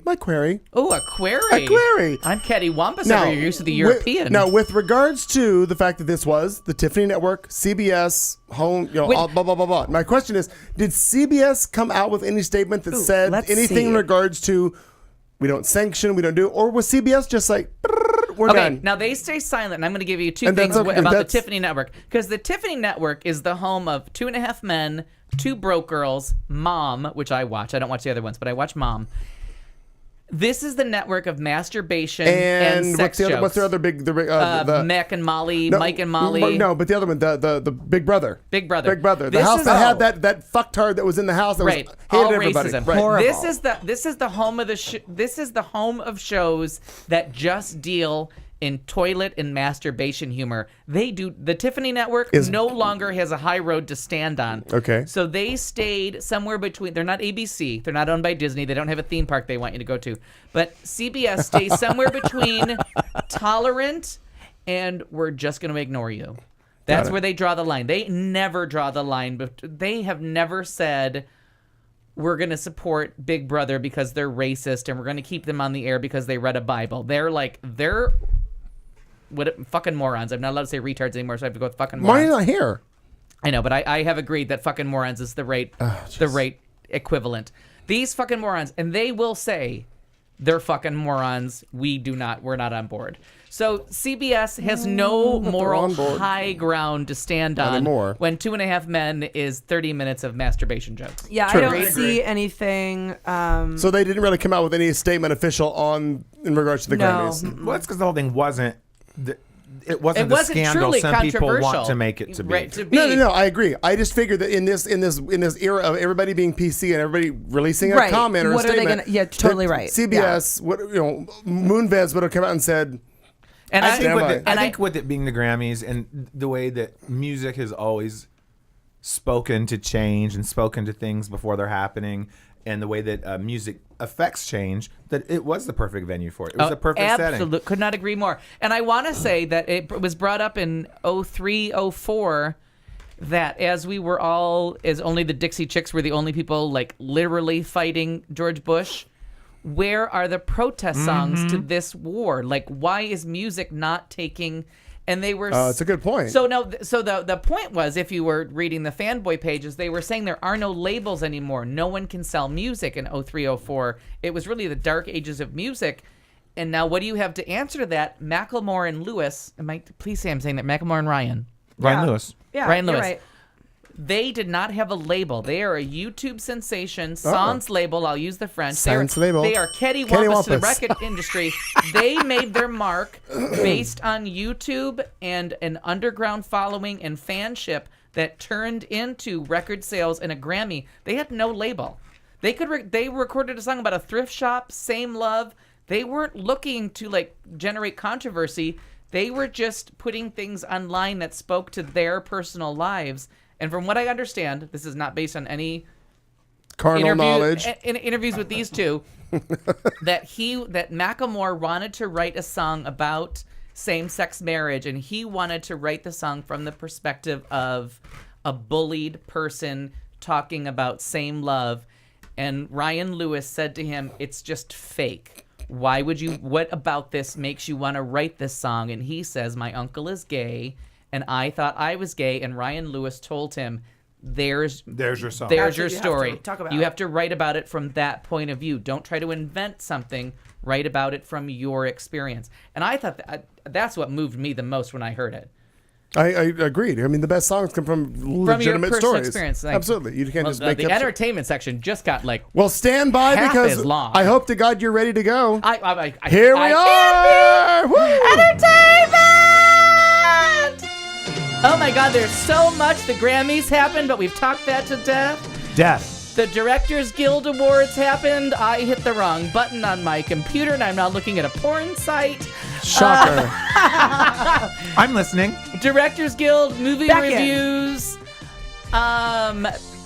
Pitch Perfect Part 2. Part two. Dose. Has a director, and it's a shocking revelation of goodness. I love it.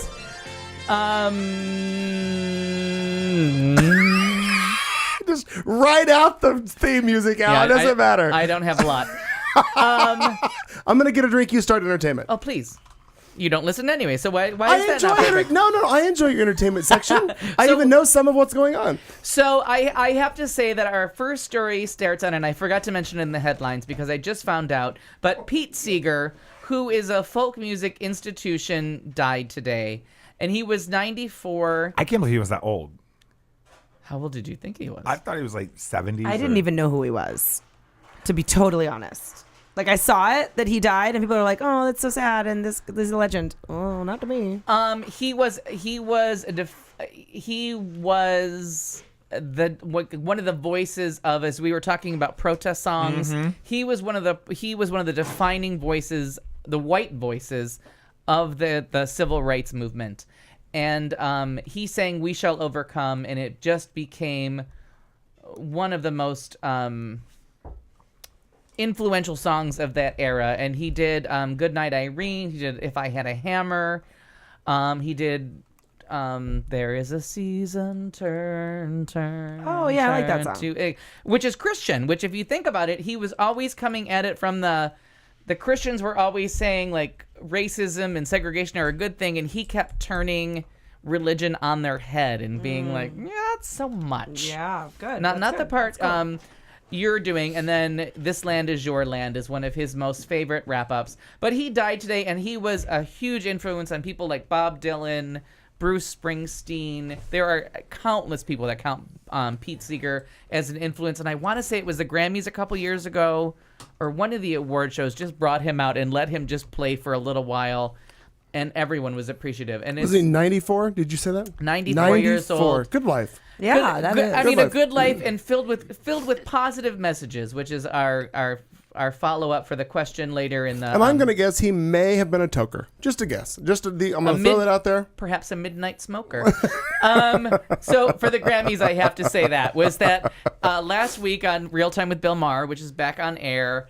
Willie Nelson was the last guest that they bring out for the last 10 minutes to just have a little give and take and have interact with everybody. With Willie Nelson? With Willie Nelson. And so Bill Maher did a whole thing about all the new Colorado dispensaries, and every dispensary that they had a Zagat's Guide to Colorado dispensaries. Oh my God, that's amazing. And every single dispensary had, and Bill Maher and Woody Harrelson are here. I didn't even know they were Jewish. It was just hysterical. So they said to Willie Nelson, you're performing at the Grammys this weekend. Congratulations to you. You're not winning anything, but you're just celebrating a life with Chris Christopherson, Merle Haggard, and the guy from The Voice.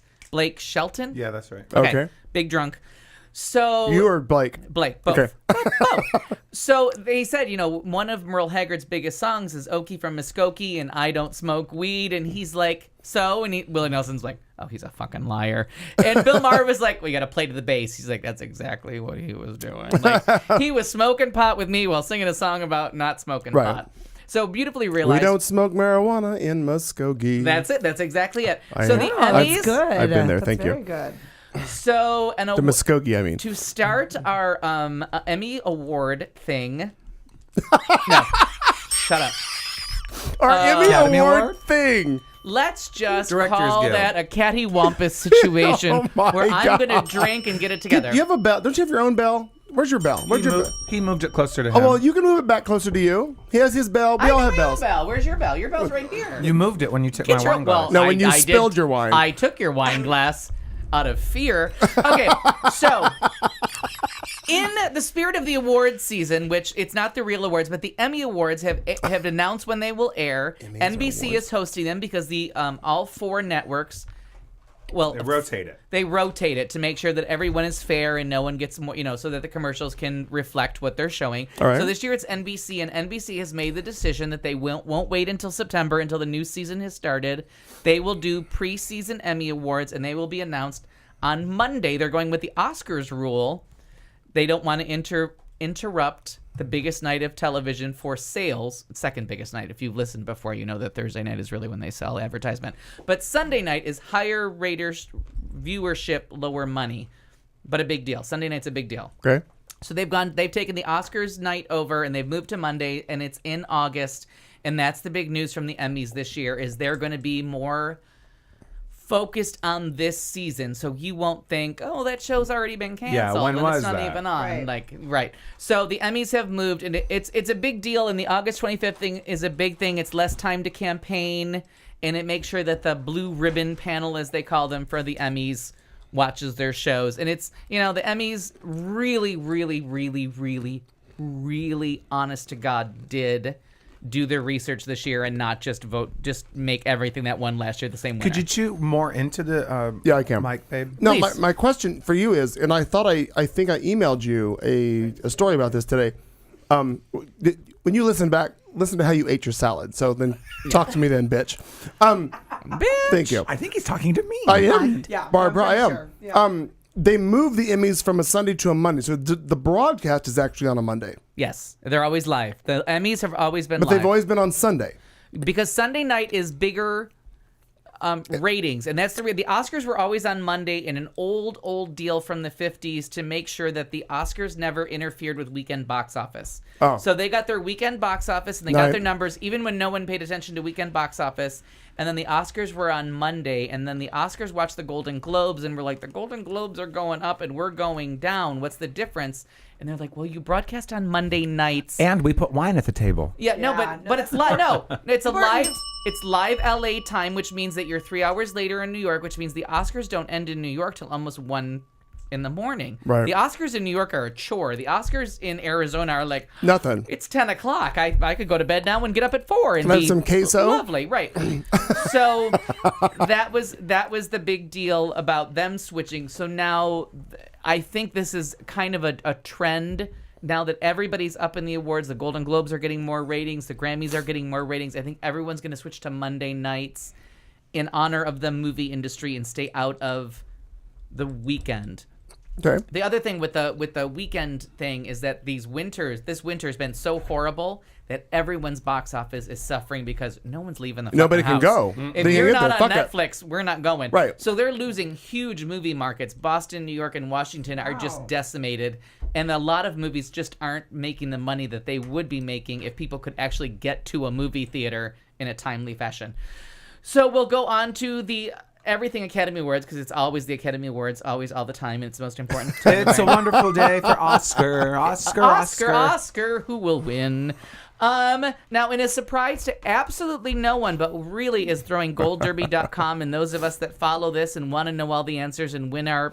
Are you and I the only ones that are into this? So I'm pretty much sucking you. Are they? No, she came checked over. out? Yeah, Clayton shows up and eats, and she comes over and drinks, so everybody's fine. Yeah, no, it was good, and I am excited about it for this year. But I don't kind of do the weeds. It's not I a don't dive mental as illness. deep here. No one does. Quite as No one does. It's a mental I illness. hope I see all the movies up for Best Picture. I'm like, I hope I can see those. That's a great goal. Well, that's a lot. That's a lot of movies. That's still a lot of movies. commitment. Because they say an average American sees 4 movies a year. Yeah. Okay. Oh, Jesus. Kelly goes to 1 to 2 a week. So Yeah. I really should I have bet some the better average So American- opportunity. clearly I'm friends No, with the wrong that's part of true. the Palmer's The average parents. American must see more than that.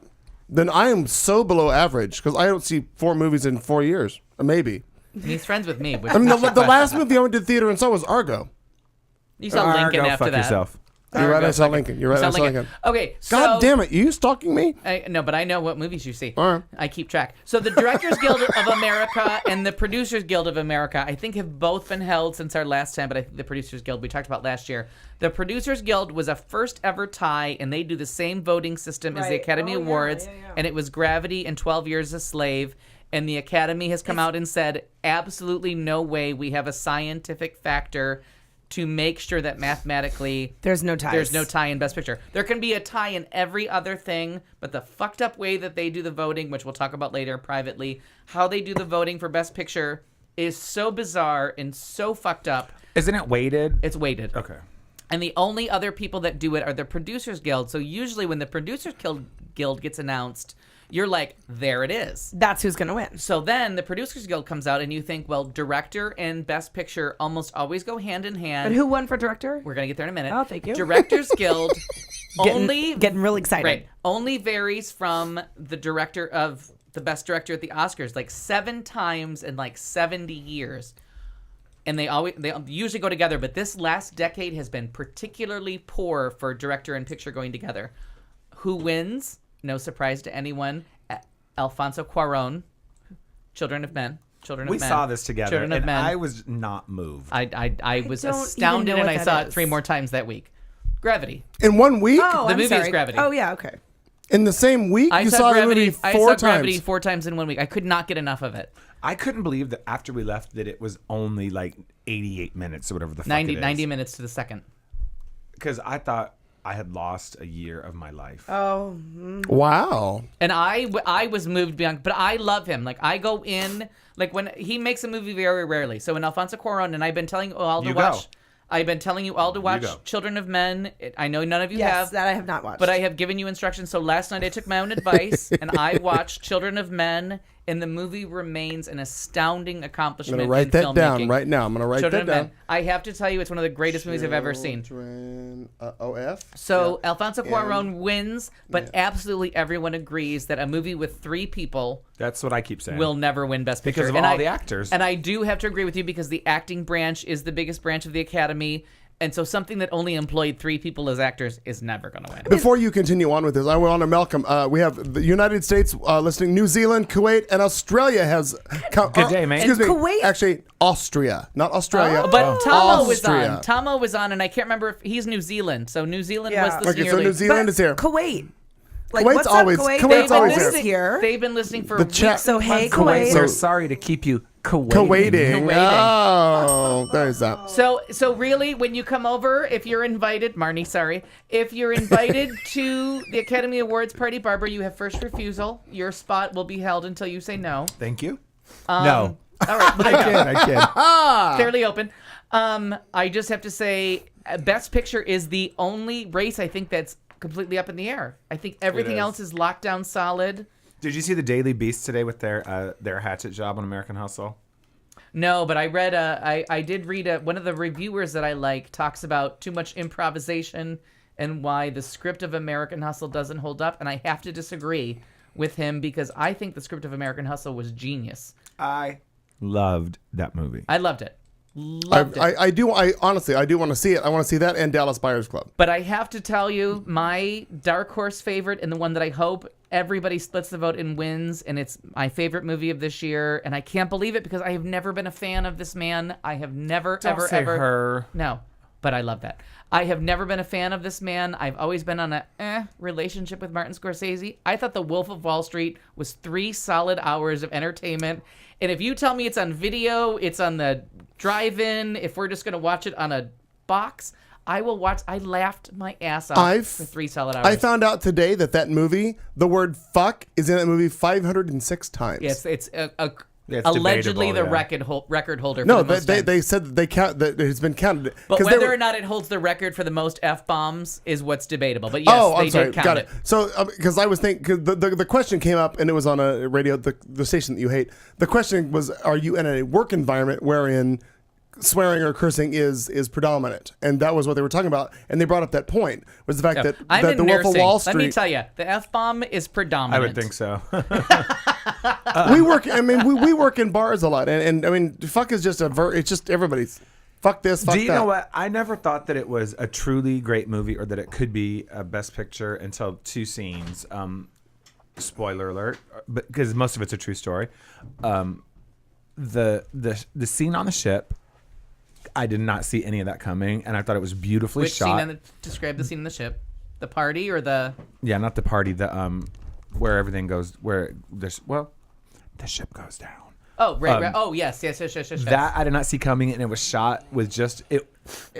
I couldn't believe how great that scene looked. Beautifully shot. Wait, which film? I'm sorry. Wolf of Wall Street. Oh, that's my personal favorite to dark horse its way to the Best Picture. Yes, I know what you're talking. I And did Not see to be that. confused with Who's then Afraid of Virginia Woolf. The Totally Quaalude different. scene. The Quaalude scene was Brilliant. It really was. Here's what I saw happen. Here's what I think happened, and then you see what happened. What happened, It and was- that is everyone's version I had a of moment. It. Right, everyone has had that moment of like, here's what I thought last night was about, and then here's And what then all you my realize friends it comes just told me to, last like, night was about. I thought the movie was great. Kelly and I both really enjoyed it, and I am not one for gratuitous. Although I know it was his life. It was all gratuitous. But it was all gratuitous and gratuitous sex. I'm on board. But I'm not like into gratuitous drug use. Like I don't want to just like watch people get fucked up on drugs. But didn't it seem believable? But it didn't seem gratuitous. It was part of the. It was intrinsic. It to was the just story. part of the story, and Yeah. it wasn't offensive. What was that other movie with Mark Wahlberg, where they were doing a bunch of drugs and they Boogie like. Nights? No, I actually liked that, but where it was like they tricked that rich man. I don't know. I'm sorry, I can't remember what it was. The heist. that more recent one. No, The it was heist. recent with The The Rock. Pain Wasn't and Gain. it? Pain and Gain. Oh, it and was that terrible. one, there was like a scene in that Terrible. movie where they were just like all fucked up on drugs for 10 minutes, and I literally wanted to stab my eyes out because it was just so unnecessary. the scenes with the drugs and Wolf of Wall Street were so part of the story. Yeah. not just that, but so done in a way that like you've not seen drug use done that way. Yeah. You've not seen someone so out of control, and not just out of control, but like out of control of their body. Like it's always been portrayed as funny but like Or glamorous. Yeah, but like when he can't talk on the phone and when he has to crawl to the He claw. physically can't move. Yeah. It's really crazy. It was an honest portrayal of here's what you think is glamorous, Yeah. and then here's what it really looks Dude, like to the you shit outside yourself. world. You shit your pants. Yeah, and it wasn't like, and it was funny, but it wasn't like we're doing this for comedy, slapstick. Like it And was funny, but also dark and horrible. Yeah, it was and sad. Yeah. And I know that he's going to lose. I honestly know he's not going to. He was really, he's not gonna really lose, great. But I think this is the time of He's my favorite of now. his 4 nominations. When Leonardo loses this Oscar this year, it's going to break my heart. And who's he going to lose to? Black guy in a slave movie. Chai, what's out IO for? Yeah. No, Clayton, I'm Matthew with you. McConaughey. Yep. He's going to lose I'm to Matthew Cattywampus McConaughey. on this, I'm sorry. So I'm going to be very happy for Matthew McConaughey in a brave, courageous performance with a lot of things going for it. But honestly, 3 hours of Leonardo DiCaprio, no one else could do that. Yeah. Everyone else could lose the weight and play an asshole, but no one else could make an asshole seem appealing for 3 hours. The only reason I don't think it's the best picture is just the countless scenes in the trading floor where it's just loud and him screaming into a mic. There were a couple really brilliant scenes. You think some of those could have been cutting room floor? But honestly, I would be okay with anything winning Best Picture, but I want Leonardo is my sentimental and heartfelt favorite to win Best Actor. I think he won it. Because I don't think anybody else could make someone He was unappealing really be good. appealing for 3 hours of Matthew McConaughey, and you'd be like, get off the screen, I hate you. And why was I still rooting for Leonardo DiCaprio when at the end? 'Cause he's with so the car, the whole child and the car it's thing. called a winning performance. And He's I was just winning. still wanting him to be a great dad. It's come on. But the wife's an asshole. Everyone in that story. He's Yes. never encountered Why did I anyone who hate wasn't an her? asshole. Right. Yeah. All right. So fans of Pitch Perfect, which, as you know, if you've spent any time watching my videos from this summer vacation, you know that I love Pitch Perfect, and I wish I was in that movie. Elizabeth Banks, who was a producer of that movie, a co-star of that movie, is now signed up to be the director of the sequel. The original writer from the original Pitch As in Perfect. Effie from Is she a the Hunger director? Games. Is Her she ever directorial debut. Her directorial this debut, movie. but she co-produced The Hunger Games. She co-produced Pitch Perfect. so She's good been in The using Hunger all of her Games. money very wisely to become a film producer. And Do you know her from 30 Rock? Because that's where she first caught my eye. No. See, I know her from Seabiscuit Wasn't- because everything from Seabiscuit on, I'm like, who is this What woman? else do She's I know so her genetic. from? I know her from everything. something- She is in. She played Laura everything. Bush in W. Nope. She's in everything. When you look her up, you'll be like, I've seen that movie. Every time you see her on screen, you're like, who is Elizabeth Banks? I gotta Google her And- because I knew her from something before But the Hunger she's Games. taken every dollar she's made and turned it into movie producing, and she's got her finger on the buzzer. She's in charge of the Hunger Games. She's in charge of Pitch Perfect. This woman's making money. She is a great role model for women, and now she's going to direct it. They haven't signed up a cast, but Anna Kendrick, my personal hero and savior, is already said she'll do anything they want her to do, and Rebel Wilson has been like, I'm so not going great. to. Rebel Wilson won't say no to anybody. She's you too. What about that cute fat kid? What's his name? The one who's like... Oh, Matt from Workaholics. Oh my Yeah. God, he's so funny. I just want to cuddle him to death. I is do. so He is funny. so cute. Workaholics A is cuddle the best. struggle. Snuggle struggle. Whatever it's called. So we're gonna Cattywampus. we're gonna just how long do I have? I have a couple of minutes. So Well, we're gonna we have 9. You have 8.5 minutes. I just want to get done. So we're gonna do Need to prioritize real quick. So Denmark, and I can't remember if the country's called Holland, right?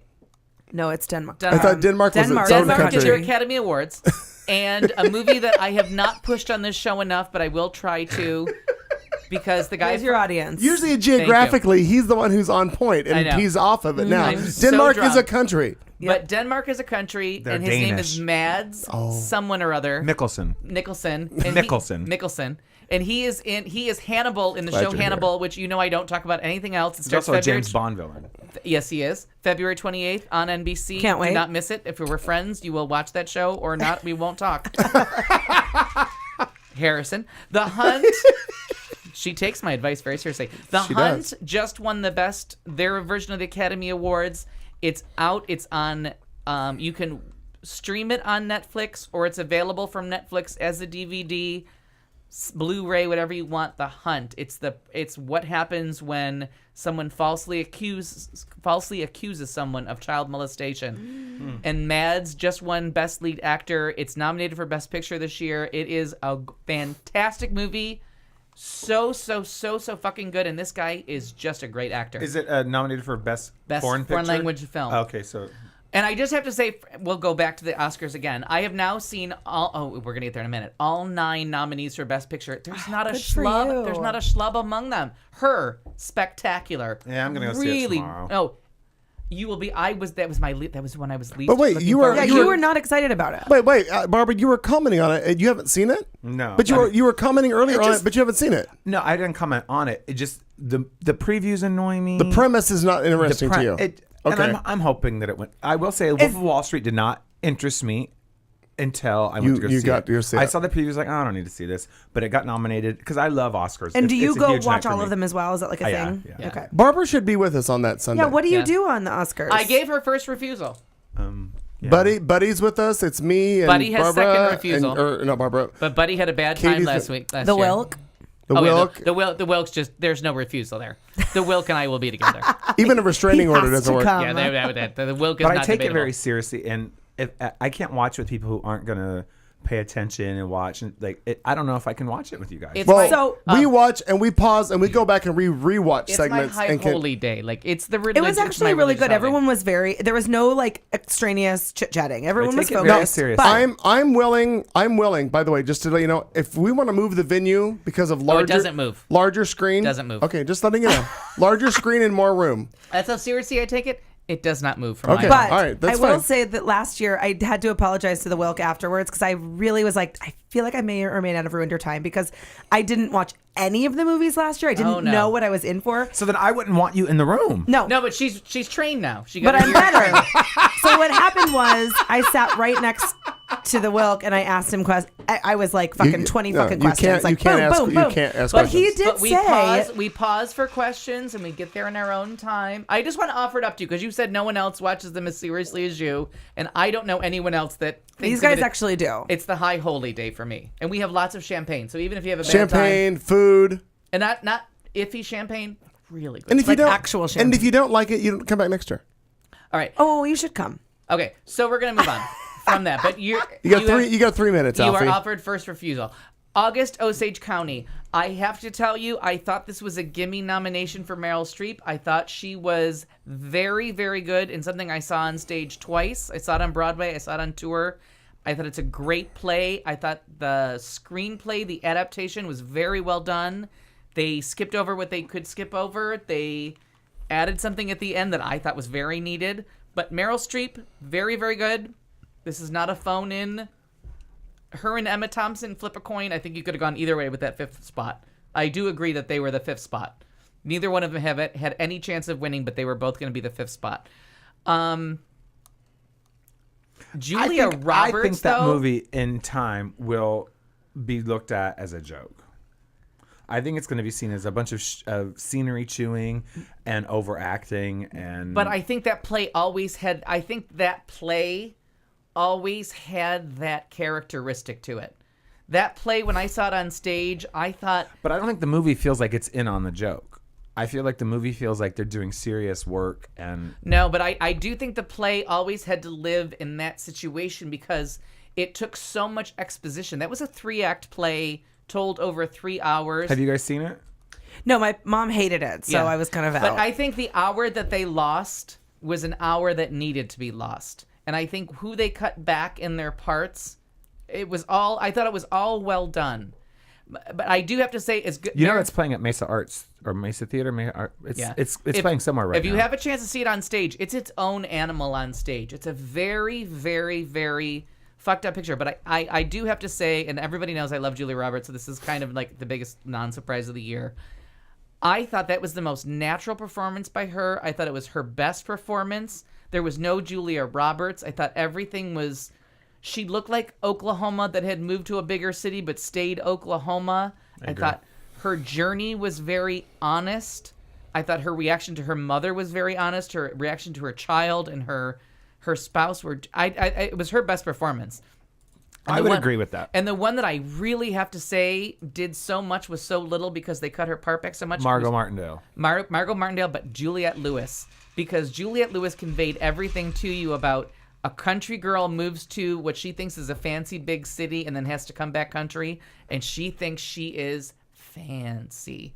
And as her life falls apart, but everyone else gets the meat, she's just left with the reaction shots. I thought Juliette Lewis... She's back. That was a beautiful performance. and everything was conveyed by her like costuming, her hairstyles, Her nervous tick. her nervous tics. Everything Juliette Lewis got across was based on where she was from and where she went to, and you just got everything out of her in reaction. And I think that's August Osage County is basically Precious with white people. no, It's the feel bad movie of the year. I call it Long Day's Journey into Oklahoma. Like, to me, it was Long Day's Journey into Night, not so much Precious, because It's a whole fucking shit show. it is a shit show. But I will have to say that, and Not the movie's a shit show. No, it's but very well their done. lives is a Story. shit I show. appreciate the fact that you're using my own phrase. yeah. So Shit show, I mean. I do have to throw out, and I'm staring at Barb, but I'm saying this because I know she's seen it. I don't know, but it was good. After this, What were you just- I'm not sure. My mom. I think my parents didn't like it because we have had so much like shit showness up That's in exactly the Junes. why. That's why it's not a hit. And I don't think my Yeah. parents enjoyed watching that Because they it was were, a like, reflection on their own Yeah, oh, shit. yeah. And that's why I call it Oh, Long yeah. Day's Journey into Oklahoma, because you're watching a family Sorry, Mom with and Dad, no if you're listening. artifice, and I haven't shared that with they them don't That's put. they moved it from Christmas because nobody wants to see that shit on Christmas. On Christmas.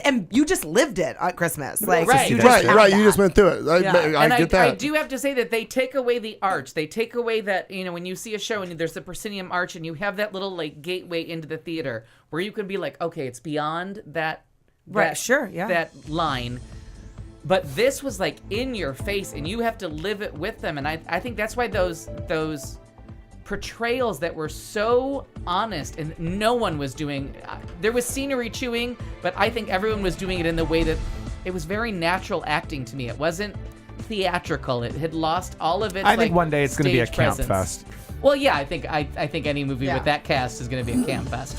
It's the end of hour 2. We have one more to go. Coming up, a little thoughtful. I only have one more story. Thoughtful vulgarity. Al's going to wrap up his entertainment section. Then we're going to go to Katie June, who's got sports and stuff. Live sports stuff and too. we'll talk to Barbara Seville, who is with us on this wonderful Tuesday evening to add to our Roundup cast. It's Studio C. I'm Clayton McKee. It's the show on Q Talk America. We'll be back right after this, just seconds away. Stick with us, won't you? You've been listening to the show on Q Talk America.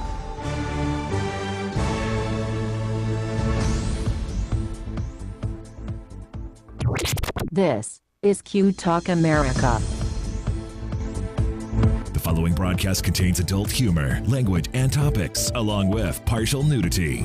Actual knowledge is used sparingly. The show is a result of a lost bet and a bad game of rock, paper, scissors. It's the show with Clayton McKee. And now, a man with a face for radio, Clayton McKee. Well, good evening. It is the beginning of hour 3 on this Tuesday night in the last Tuesday of January, if I'm not mistaken. I can't believe that shit. It's already going so quickly. But this is Studio C. You are live on Q Talk America with us. It's the show. We do it every Tuesday night, 7 to 10, Phoenix time. Thank you for being with us. We would like to say hello to people in the United States, New Zealand, Kuwait, Austria, and all the ships at sea. If you're listening to us, please jump on the QTalkAmerica.com website and jump in the chat room and let us know where you're listening from, if you would. Just because we like to know why you're wasting your time listening to us, because that's what we do. Al Perkins is in the middle of his entertainment section, and Al, we will go to you and tell us, what else you got? Well, I have one more review for you, and I do have to address Barbara's thing, and I think anytime you see something, like if you see the movie of Steel Magnolias, which I think is the biggest example of something that turned camp within like a second of it coming out, and I had the pleasure of seeing it on stage, and it lacked a tiny bit of camp. It didn't have it, and Marsha Mason was in it. Like, there was pretty big stars in it when I saw it. Not that Marsha Mason is still a big star, but if you're as old I as would I have am, liked to have seen her. yeah, no, it was a very The Goodbye Girl. Yes, it was a very well done version of the play, but the movie has that effect of like you've got big stars with big lines and big things to say, like Big Virginia speeches. Woolf. Like we watched Virginia Woolf, which is certainly not a camp classic No, in and any it way. fucked with my head. But when he and I and Doug watch it, there's lines you can't help laughing at. Like they say things with such venom and with such vigor that you're like, I wish I was that good in that's some of the kind of lines. funny. Like I wish Yeah. I could come up with something like You're that. a bitch, but I wish I was that much of a bitch. Yeah. So I have to say that about August is I think August Osage County is going to end up in that category of eat the fish, bitch. Eat the fish, bitch. Is going to turn into the new drink your juice, Shelby. Yeah, I'd buy that shirt. I'd buy that shirt. I'd buy that shirt. That is great. Yeah, I think I think we're juice. headed there just because of the thing. So my last movie review, and I always talk about cinematography because I have the biggest hard on for cinematography at all times, and why you should go see something in a big movie theater. Exactly. On the Don't biggest watch it on screen your possible. phone, on your iPad. If you watch a movie on your phone, I will stab you till you're dead, and I'm not even kidding. Unless you're on an airline. I saw somebody on an airplane watch Batman, The Dark Knight. You're just killing time. I don't care. Don't be mad But at then them. you're going to talk to me 5 minutes later about how I didn't really get The Dark Knight Rises. No, it was The Dark Knight, not The Dark Knight Rises. It was Batman, The Dark Knight. There were two different ones? Yes. Okay. Oh my God, I'll kill you. I've never seen either one of them. So this fucktard watched the entire movie on his phone and then walking off was like, well, I didn't get the appeal of that. You just watched an IMAX movie on a 5-inch fucking phone.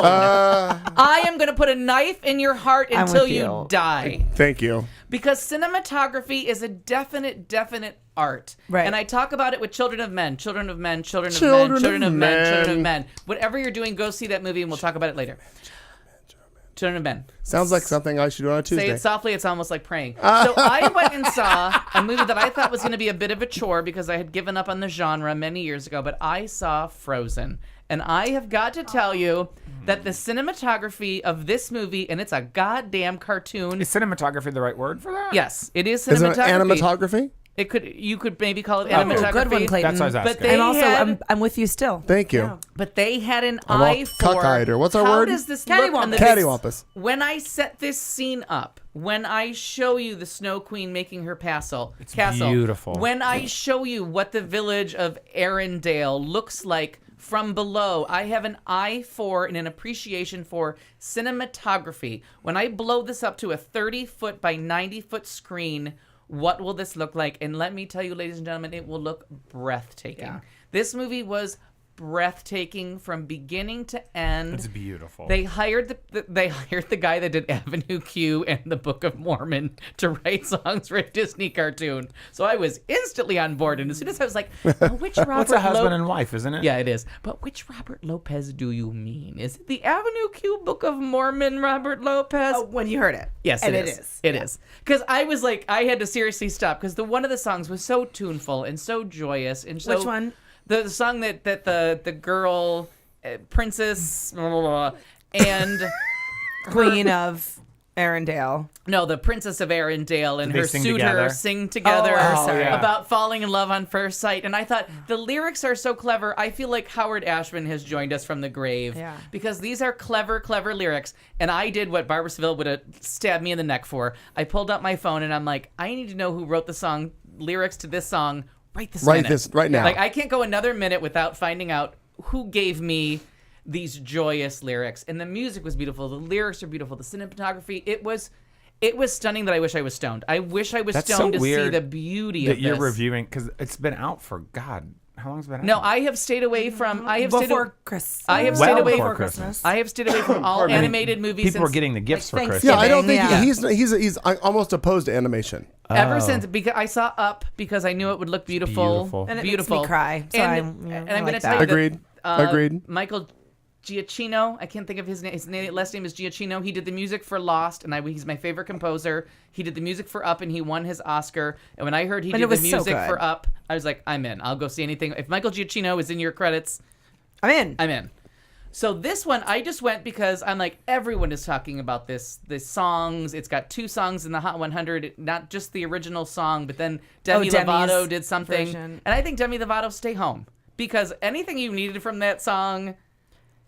But you know what? How could you not want it to be from Idina over Menzel, Demi? That's just me. Like, I want... Idina Menzel sold you everything. And this is why. Because you have this 11-year-old girl who hears it, who might go see the movie now. Right. No, and that's her introduction to... But they're both in the Hot 100. That's the beautiful thing is Idina, as much as Disney tried to fuck over Idina... And who knew Kristen Bell could sing like that? I know. Because she's in... And again, I will recommend this. Write this down. The musical version of... Use your The words. anti-pop movie. What's the anti-pop movie? Reefer Madness. Reefer Madness, The yeah, musical someone told me version that. of Reefer Madness But is. no one saw that. You I and did. 2 people. Yeah.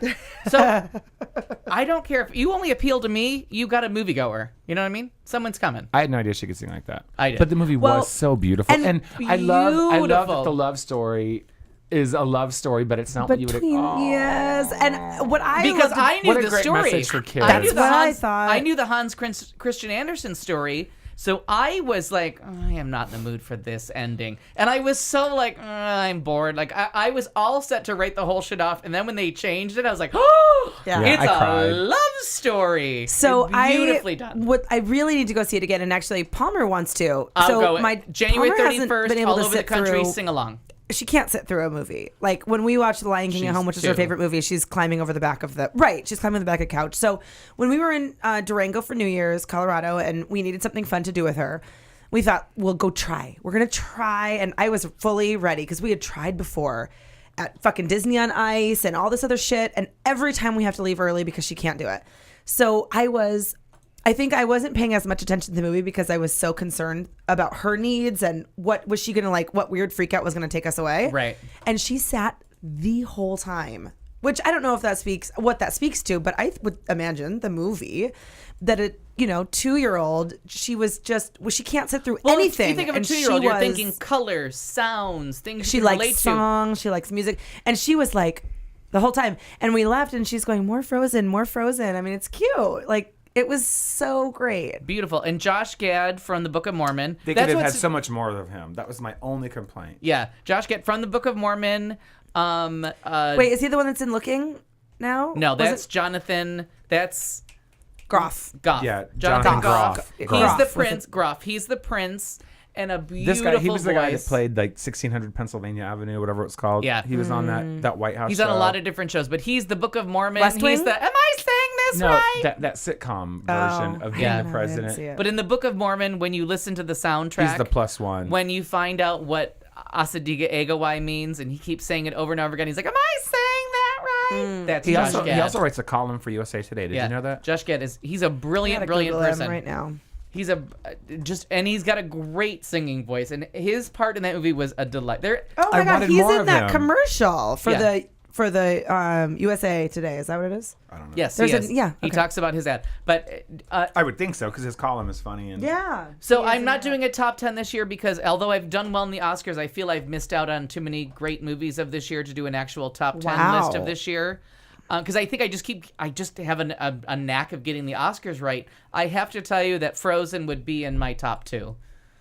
Wow. It was just a spectacular achievement, and it's Walt Disney Animation, which doesn't do much. Yeah. Tangled is really their only other big hit. That movie is so big that movie is so big and reaching so many people and touching so many people with songs in the Hot 100, like you said, that they're releasing it while it's already out. They are re-releasing it as a sing-along version. Yeah, January Oh my 31st, God, all over the I- country. January 31st So you, is a sing along. you can go watch it and sing it. That's amazing. Like at a theater. Wow. I'm in. I'm already in. With a bouncing snowman. I cannot wait So to cute. watch that movie on my TV and see it on my beautiful TV. Like it was like Up. I had not seen anything that beautiful in a long, long time, and it was just gorgeous. beginning to end was a gorgeous, gorgeous movie. So I needed to get that in because And don't you love that the girl whose goal in life is to marry a prince and to live happily after just gets her ass handed to her? yeah, I love it. Yeah, just fucked. I just thought it was such a good message for. Oh, so this is a movie about me. yeah. I just And everything about- realized this now. Thank you, Barbara.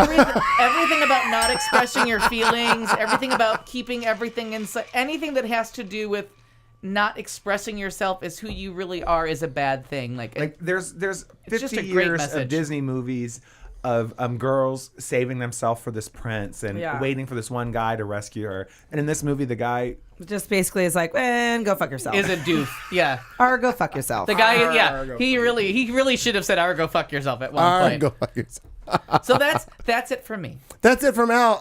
Katie? Yeah, no, You're I'm ready. stacked up. She's I'm ready to go. ready. A lesbian with pent up anger. Here she comes. It's Katie June. And this week in sports And and other other stuff. stuff, we have an update from our good friend Jonathan Martin. You may remember that name. I do. We have some updates on the Super Bowl. Sunday, Seattle. Sunday, Go Seattle, go Sunday. Seattle. Go Bronx. Or go Bronx. I couple really of don't care, things. but I like the guy from. You know that Seattle NFL player Savage Johnson? No, you don't. Nope. That and more Yep. in Yay! sports. Oh, and other stuff. So, update on our friend Jonathan Martin. How is he doing? Well, he did his first interview today. Actually, it was Just posted today. today. All right. Of course, he was the one that left the Miami Dolphins around all of these bullying rumors and the bullying scandal that also left Richie Incognito without a job, and a lot of bad press for them. Boy, did the news forget those two. Quickly. Really? It dropped out quickly. So maybe that's why he's interviewing today. Yeah. For his first interview ever. Cattywampus about it. Yeah. He basically just kind of gave some more insight and talked about it. He said, "I'm a grown man. I've been in locker rooms. There's vulgar language used. Is yours gone? One instance doesn't bother me. It's the persistence of it. I wish I had had more tools to solve my situation, but I felt trapped. Like I didn't have a way to make it right, and it came down to the point where I thought it was best to remove myself from the situation." So of course now you have the Dolphins. Stephen Ross, the owner of the Dolphins, is coming out and going, no. That's just so bizarre, and is totally kind of trying to just, do some damage control here, because now we're getting a little bit more of the full picture. But it really doesn't sound in the interview, at least not here, that he's really blaming Richie Incognito for all of this. It's just the culture of the Dolphins and the culture of that locker room, he said, is worse than any other team that he's been a part of, and he just couldn't do it anymore. Which is fair. And he's 24 when you really think about it. Like, yes, he's playing sports, but he's 24. I mean, that's so young. Sadly, he's too young for in my age range that I need to be targeting. Perfect. Sadly. Well, I mean, he is brown skinned, but Well, that gives him a few more points. yeah, so he may get a pass. The But fact is, that shit is all going to change, and it's going to kill people. Yeah. But you're not going to be able to get away with that shit much longer. Yeah. Of just that attitude that, it's sports and toughen up, dude. Yeah. That's just not going to happen. It's not. So, and again, I know we've said this here before, but good on him, on Jonathan Martin, for really kind of standing up for it and saying, this is not cool. And I don't want to do it. So the Super Bowl is happening this Sunday between the Seattle Seahawks and the Denver Broncos. Now, that's here in Phoenix this year, right? It is. As a matter of fact. Yeah, so they are very, very fortunate to be playing in the high 70s. In fact, they're actually calling this the coldest Super Bowl on record. Well, they're not calling it. It is. It just is. It is the coldest Super Bowl on record, right? So let's see. And our little friend, the polar vortex, has dipped down again. Yeah. However, they're talking that snow ends on overnight from Saturday night to Sunday morning, and they'll be in. I forget what the temperature was, but they're saying that it should be good. They should be all good. From what I heard, and I don't mean to interrupt you, but I'm going to, is that Thank the you, Katie. cutoff is -40 wind chill. That is the only temperature they will yeah, stop for. and the coldest Super Bowl was played in 39 degrees Fahrenheit, which is 4 Celsius. That was in 1972. Yeah, I was going to say Super Bowl 3 or 4. Super Bowl. But- it doesn't say. But while they're I think in it's Super Bowl 4. but they're in an. I'm going to use the wrong term, I'm sure. They're in a stadium, right? It's a They're in an stadium. arena. But they're in an outdoor Not an stadium. arena. No, I understand that. My point is, because it's built up around them. No, that don't they have doesn't they don't have a block from a wind chill? Oh, No. You watch those games, and the kickers have to decide. They practice kicking because of the winds coming through in the currents. in the dip. And that's Yeah. why the Okay. teams that know how to play Gotcha. outdoors almost always win. And they've been complaining for years and years and years that all the Super Bowls have been in indoor stadiums. So the outdoor teams like Buffalo, who lost 4 Super Bowls, Got have it. a disadvantage. That's right. because they play in real weather, and they keep going to dome places Which with is- there's no controlled weather. wind. So now I'm sorry. Right, which is they're Got saying it. where it's been in Miami and San Diego, which are palm tree climates, so you're not worried about the weather, or dome stadiums, Indianapolis, Minneapolis, and Detroit recently. So some of the folks are saying that they're excited to play in the snow. We're quoted as some They of lie. the Seattle Seahawks were saying they're excited. Seattle is because Well, they're really, a weather town. They play It's outdoors pretty in a fucking city cold. with I mean, weather. what is Denver? I don't know. Does Denver have an no. outdoor? I don't because remember. Denver, I think they have an outdoor stadium. Denver they do. converted, so we'd have to Google that. And Denver there, converted. it's pretty fucking cold in I'll- Denver. I'll Denver Google it. used to be On it? outdoors, and I'll Google it. They have a I'm on newer it. stadium. Okay, so the players are not fearing. They're predicting it to be 37 degrees and is likelier to be near the projected low of 27 degrees for the nighttime kickoff. But for like if you A were playing in 30% Green Bay, chance of rain or snow. because they called the Super Bowl Lambeau Field in Wisconsin. That used to be that's the weather that they wanted to play in. They wanted it to be a Chicago Green Bay game. That's what the Super Bowl should have been. Right. Was two ice cold cities outdoors. Playing in the ice cold. Soldier Field and Lambeau Field are very outdoors, very, very cold, and you're not a real football team. If you're playing in indoors, that's not the football. Cards. And they've got contingency plans to move it to earliest Friday. Oh, they Right. do. They do. They've said, but the Everything is ready to go. Have you read if the it looks like it's restrictions? going to come in, No, but boom. I love that. and driving is not a consideration because it's a mass transit city. So like, if you can't get here by car, that's your own fault. Denver's an open air stadium. Yeah, it is. Yeah. Mile High Stadium. I can't believe it took me that long to No, think no, of it is. But I just want to double check that No, it but was. the fact that I couldn't come up with Mile High Stadium No, really but pisses it me is. off. It is. But it could be Mile High Stadium with a tarp over No, it. but it's not. Okay, I'm just They're saying. both kind of saying it. The Bronx For are me, saying. I'm saying I know that. I think I'm catching up to you drinking. They're saying the Rocky Mountain chills are common for the Bronx. We're weatherproof. We live in a cold city. So I mean, either way, it's going to be a fun game to watch. It is. They're fun teams. It'll be interesting to see what's happening. I did watch a funny news story where if you're asking people from New York, where is the game being played? They're saying New York City. If you're asking people from New Jersey or New York, if you're asking people from New Jersey, where's the game being played? They're saying it's New Jersey, and go fuck yourself, New York. Because the only Yeah. now here's a quiz. All they're getting Everybody is the game. Everybody ready? What is the only Major League football team in New York State? The Jets. The Jets. No, the Giants or the. The Buffalo Bills. Everyone else plays in New Jersey. The only team that plays in New York State is the Buffalo But they're Bills. still the New York Giants. That's so weird. But they play in the Meadowlands or whatever. They just built a new stadium. Everything else is in New Jersey. Is in Interesting. Hoboken, or I think it's Hoboken. I might be wrong there. But the only team that Well, and plays it's so in New York close. State is the Buffalo Bills. That's so funny. So that's why we're always very proud that we are the New York State team. Good. So that's they why were Jersey talking can a little say- bit about the, New Jersey's kind of like, I mean, listen, give us some credit, but really just, we want to take your money. Like, we don't really give a fuck. Like they're going to get a lot of money coming into New Jersey anyway. But all of the Super Bowl, like the Super Bowl city stuff that's being set up is all in New York. Of course it It's is, all because in Manhattan. when they do, like when you come here, and I worked at a sports bar, and I worked for Hilton during the Super Bowl 30 XXX. Right. We did the Margarita Bowl. We did all the events that take place around it. You get all the people that have been on teams, all the all stars, sponsor parties, all the all sponsor the- parties. the That all goes on. tournaments, the Now, when you tell people, workshops. okay, the Super Bowl's in Hoboken, New Jersey, but we can do your all-star party in Manhattan. Where do you want to stay? What are they gonna pick? Right. Think it through. So all the money for the pregame stuff is gonna come there. But then the nice thing is, for the state of New Jersey, everybody else, you got to take a train to Hoboken, bitch. Right. Like they have to. I think it's Meadowlands. I honestly think the new stadium is in Meadowlands. They're making their money. They're just pissed off they're not getting the But the New York respect. Jets, the New York Jets, that the New they're York entitled Giants, to. the New York Jets and the New York Giants both share that one stadium that just got built. It's only like 2 years old, and they play opposite Sundays home games, and everything takes place in New Jersey. Okay. And getting there is terrible. It's a train ride. If the Washington Bridge is closed. Katie, what else you got? I had a quick story about, good old what's-his-face, Richard Sherman, but I just deleted it on accident. So you talked about him last week. He's not as much of a dick. He's apologized officially. We'll let you look for that. You had something for the sports, Richard. Oh, the Olympics are coming up in Russia. Oh, yeah. So You're wait, I welcome. had one more really, really quick thing about the Super Bowl, and then I have some Olympics.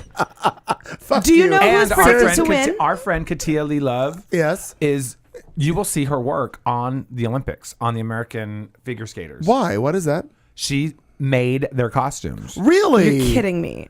Shut It's amazing. up. Seriously, she sewed costumes for. Is as of Now. This as minute. as of right now, stoning and making their costumes. It's amazing. I had So cool. no idea about that with Katia. here in Phoenix. Randolph from Dancing with the Oh, Bars. yeah. Based here in Phoenix. Well, woohoo for Yay. that. Beautifully realized. That's all. That's What's it exciting. called? What is it? What's So the word? Cattywampus. What's Cattywampus. Cattywampus. Well, fuck. Cock-a-doodle. That's fantastic. I had no That's very idea. exciting. From Tulsa, Oklahoma. And one of her creations will be on the cover of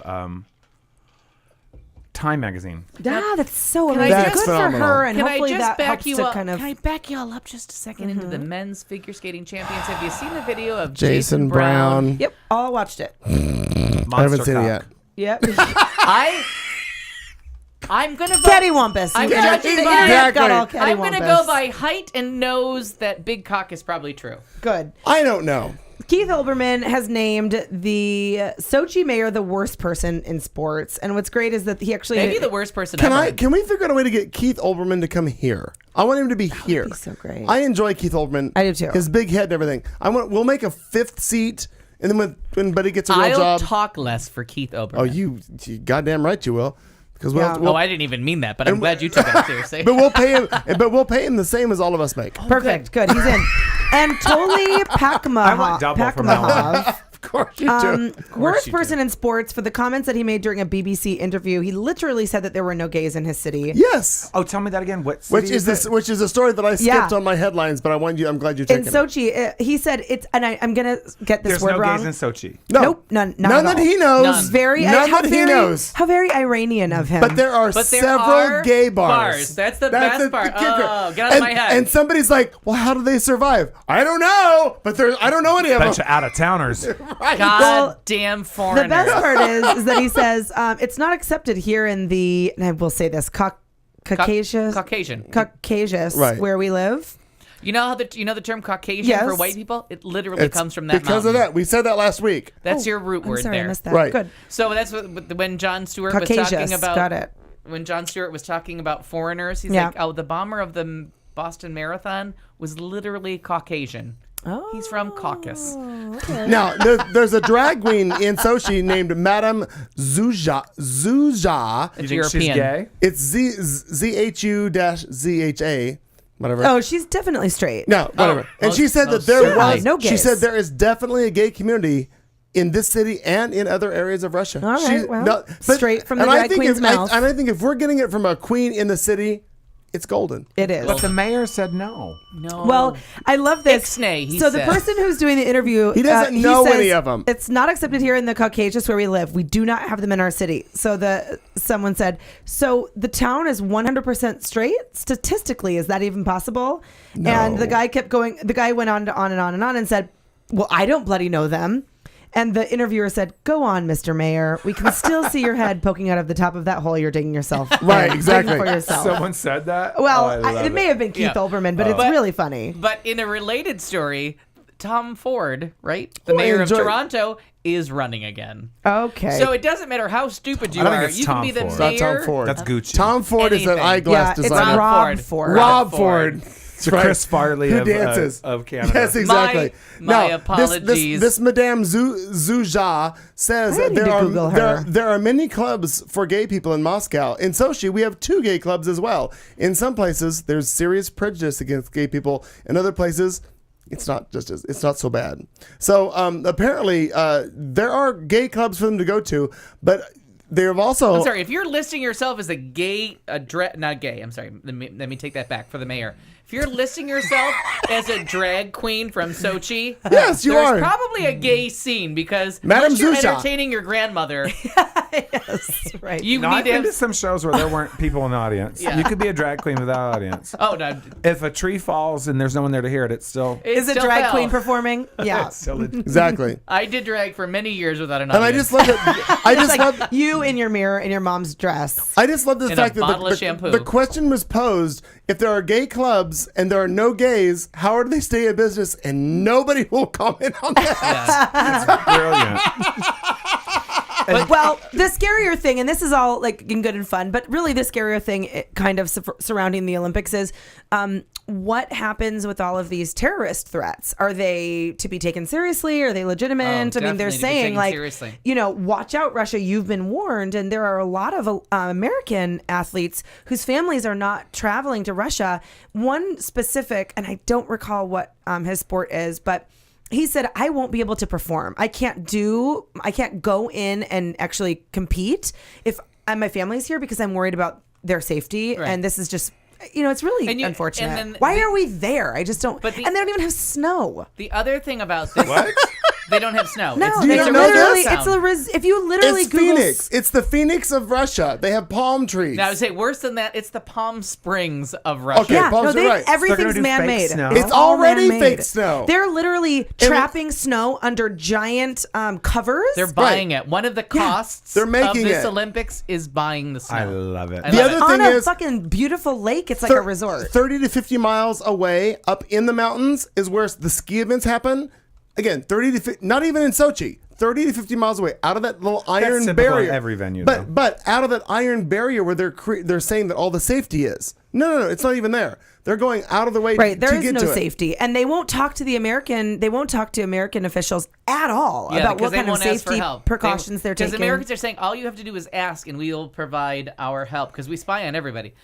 Now the thing that I have We are having ships off the coast though, ready to go. yeah because it Oh, really? Yes, we are. That's already and happening. I even though I asked last week, I still can't remember. It's Black Sea or Caspian Sea. I never remember which sea it's off of. Why's it got to be black? It's a coastal. I think you said black. Why's it I think gotta it's be Black racist? Sea. it's I think it's a Black coastal Sea. town. Now the funny thing It is that totally a coastal town. because of all the problems that Russia has had with the Georgians, that has taken up like all the movies. Georgia is a state in Russia, Yeah. by the way, Richard, in case you didn't know that. Oh no, I'm I just want to Yeah. make sure you don't think they're from Caesar movies. Atlanta. But even the movies portray everything that anytime that there's any kind of like a rogue element to a Russian enemy, because everybody knows that a Russian enemy is so cliche, why would you do it? And they're like, ooh, Georgians. Black And- Sea. Yeah, the Black Sea. So they bring up the Georgians, but it's coming out on TV, and it's funny because CNN is clearly thinking like I am, like, oh, the Russians have problems with the Georgians. That's what all the movies say. Every time I see a movie where they bring up a Russian villain, they're Georgian, and they're like, no, the problem is because they can't describe a Caucasian person as the enemy, so the movies Because all always of have to America make would them be the enemy. Georgian. So Americans don't understand a Caucasian enemy, so they can't describe all the terrorist problems they've had with the Caucasus Mountains.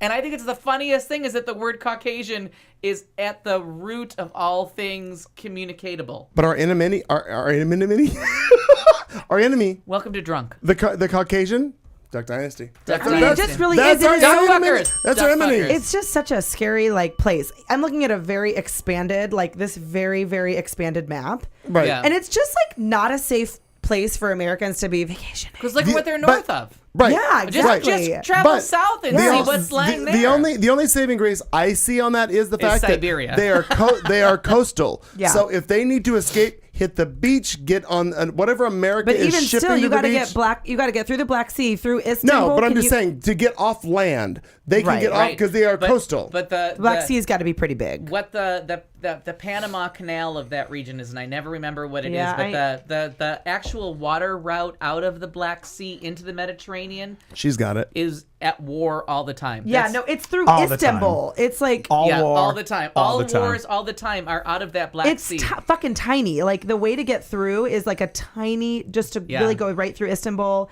and then down and through some other country. I don't know. Like it's all in Turkey. Everything is blah blah blah Stan because they're all parts of Russia that have left. And nobody gets along. No. Not at all. Anyway, so Scary McGarry stuff happening over there. Scary McGarry. Scary McGarry. Coates McGoat's cousin. Coates It's very McGoat. cattywampus over there in Cattywampus. Russia. I feel like I should play that. We are should. we are definitely sending our athletes into very It's really fucking bad. dangerous territory. Suck it, Russia. Hottie McHotterson. Hottie. His amazeballs. He's like the hottest hottie that ever hottied. He's like a hottie times infinity plus another infinity. And his smile is totes adorbs. Totes Totes my my goats. It's cray cray adorbs. Totes my goats.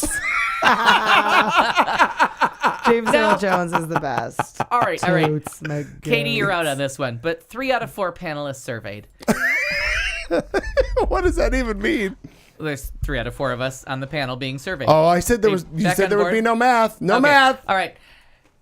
Of a certain age, did you ever think you would find the day where James Earl Jones would just be downright fucking funny? Barbara I Seville. love his commercials. But did you ever think that day was coming? I always thought he was funny. Even Luke, I'm your father. I always got a kick out of him. All right, so Barbara Seville is going to prove us wrong.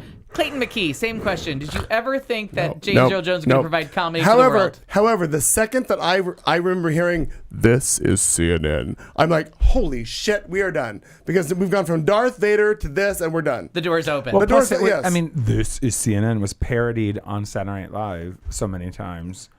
Oh, it's been parodied, but I didn't watch CNN. I didn't watch SNL, so I didn't give a shit. I was about broadcast media. All right, follow-up question. Wait, this isn't thoughtful vulgarity. We're not there yet. 3 out of 4 panelists. Barbara Seville. Malcolm, give me his last name because I always get it wrong. In the middle? X. No. On the commercial. Different guy? On the commercial. The white guy who's his friend. From McDowell. Oh, yeah. Malcolm McDowell. Is there any situation where you thought Malcolm McDowell would ever strike you as funny? Barbara Seville. I agree, no. No. Okay, good. Thank you. But that's why it's so funny. That's what. But no, it strikes me as hysterical that A Clockwork Orange. When I watched Clockwork is Orange for the all of a first sudden time, making me laugh. I had to turn it off. Like Yeah. I had to actually turn off the movie and be done. The follow-up commercial Never that watched it all the way where it's through. like, are you going to go out there? And he goes, nope. Nope.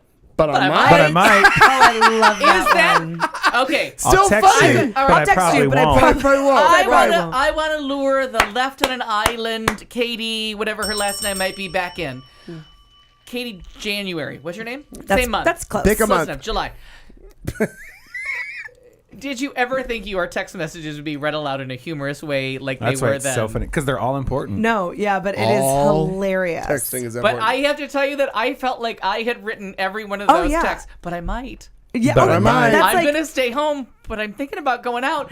It's literally that's the like what 1980s. That is my entire 1980s experience. It is really, and I love the other. There's another one where they're at the supermarket, and Uh-huh. he's like, "I'm by the blah blah." That's more like my life with Kelly. Where I'm like, are you? I'm over by the lettuce, and But then where she's is like, that? "Where's that?" Now I'm by the baby diapers, and I mean, it's just funny. 'Cause But mine that's is that I think I'm going to stay home, but I might go out. That is seriously 1982 But I to probably 1992, just encapsulated by James Earl Jones and Malcolm, whatever his name might be. It's so funny. It's good. And that's it for sports. And So other soon? stuff. Oh, but we have so much more, Barbara Barbara, so Seville. stick around. And now, thoughtful vulgarity, where we, in the studio, try to make ourselves slightly less shallow, which is not hard to do. We will ask one question of the panel and have them try to answer it while fucked up drunk. Because you know at home how well it goes when an important question comes up 90 minutes after alcohol has been served. Politics, religion, why not? You're fucked up. What could possibly go wrong? Who could you offend? You've been warned. Good luck. All right.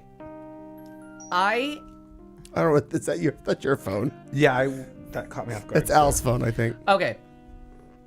So, I am going to do a little bit of dancing around the topic while I get the right quote. And also until Katie comes back into the room. Okay, that's good too. I'm just saying, we got time to spare. Okay. I'm gonna go back to a wide shot of the studio where we can all be seen. Harrison said, "Poor Sochi. No interior designers, hairstylists, lady construction workers." No, And Joe, I'm glad that we're not on a wide shot because I was just picking my nose. Yeah. I forgot you guys were with us. Okay, so obviously I can't find the right quote from Marcus Aurelius, but the point of the story comes from Marcus Aurelius and from The Silence of the Lambs in the simplest. It's kind of like Occam's razor, where like the simplest route between, if you're trying to find who killed the person, try the simplest route. Like, who knew them? Who were they with? Who's their best friend? who have they been hanging with? Probably killed them. Okay. You know what I mean? So we're gonna go with Marcus Aurelius. What is the point of the story? Does that make sense? Are you with me? Who's Marcus Aurelius? Marcus Aurelius is I want to say ancient Italian philosopher, but I didn't. Well, how the hell do I know who killed him? But what does this in reference to? Go. So what this is in reference to is from The Silence of the Lambs, when they get to the point of like, what happens in your everyday life? Like, what is it day to day that motivates you? Because you don't seek out something else. So my motivation will start with you because you're in Marsha's chair. What is it that you covet? Like, what do you see on a day-to-day basis that you covet, that makes you jealous, that makes you I know. I told you I went a little deep because I've been drinking. So, what do you covet? What do you see? Oh my God! Speaking of, I've been drinking. Beyonce Grammys, gagged, almost made me like girls. Yeah, I didn't like it at all. I'm gonna do something. I think she's a really bad songwriter. I just have to say it. I just Doesn't love the performance, Jay-Z and I write do her song? love the song. I love it. Yeah, I love neither this one. new dirty side of Beyonce. I'll be back. I Continue on. want to say It's her Madonna's erotica. Yeah, but without the tunefulness, I think she's missing a tunefulness. Like I honestly don't think 5 seconds later you can pick that song out of your head, and I couldn't. I just kept saying that the whole time she I'm performed. totally into it. I love it. I didn't see it. But I've been drinking.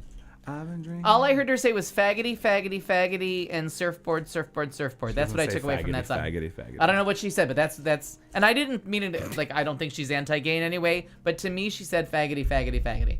I don't know what she really said, but No, the whole CD is actually kind of gross. I mean, dirty and like Beyonce. Your mom's gonna listen to this. Yeah. But now she's having hot sex in with my Jay-Z. humble opinion, Like pulling my panties to the side, that kind of bullshit. I said, Good. what? Get it, girl. Get it, Mrs. Carter. Get those panties. in my humble opinion, she writes one really good song, like "Lose My Breath," for every 5 songs, like. I'm a Freakum Dress fan. I gotta be honest. I love that song too because it's fun and stupid. What's the song with the 3 girls about? I'm independent. I'm Independent woman. I think that's it. I don't All know. the ladies making money. No, Put she's your like hands up with I'm a me. survivor. Like Oh. for every song that Let's she call them a writes survivor. with 14, she writes a song What's that has that one really about great independent women? Independent women? No, Yeah. she's definitely surviving. surviving. But in my mind, she writes great songs like "Lose Your Breath" or "Crazy in Love," and then she writes songs that you're like, there's no tune here. Like, listen to the Okay. Bee Gees, please take a songwriting So course. remind me what the question. The question vulgarity is about vulgar coveting. thoughtfulness. Like in the thing about like Marcus Aurelius always talks about simplicity. Like I do like he's the Marcus philosopher. Aurelius. Yeah, see, it's a simplicity. What is it you covet on a day-to-day basis? Like what is it that you see day to day that you covet, Barbara? I'm not a covetous person. No, there's something. I'm not either, but there is something. Because I'm thinking of something that's not like I already know, and it's Yeah. not like a material thing. Like I'm not saying I want my neighbor's BMW, although I do, but I do want that. Wow. But that's not really. Like I'm all happy with my CRV. Well, then if you know, you start. So I covet, and again, this is going to be ridiculous because I'm coming out of the Lilith Fair, but we learned a lot about different kinds of leadership styles, right? And so my leadership style is I'm called the counselor, and so it's or the persuader, and it's very kind of spontaneous and casual and like not Kind of very. like your diets. Oh my God, it's almost exactly what your diet is, Yeah, yes. it is exactly like my diet. So, Yeah. but not very, like very touchy feely, a little bit more than, and more friendly, not so serious. And I really covet the ability of folks to be of people that are very direct. Bitch, hang with me. And yeah, like people that are direct and just say what they mean and get it done and are,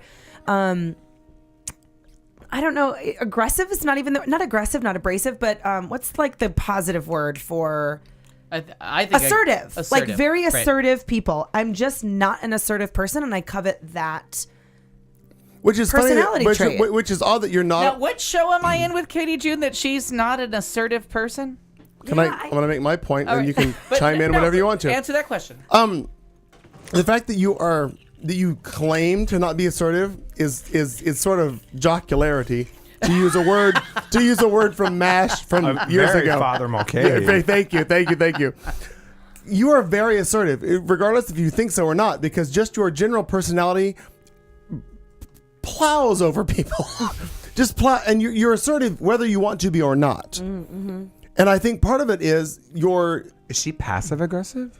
No, I don't know. I don't think she's. I didn't mean that in a bad way. No, No, but I don't think she's passive aggressive. I think sometimes maybe I see that in myself, but maybe. I mean, she gets shit done. So Your energy But I is do get overwhelming. shit if being passive aggressive is what you want to call it, that's fine. Because if it's being passive aggressive to get something done in something that she's trying to get, if she's producing something or with HRC or whoever it is she's doing, I get that. But I don't think you realize the innocence and the way that you are just as in general Yeah. as a person. I don't think you realize how overpowering that is.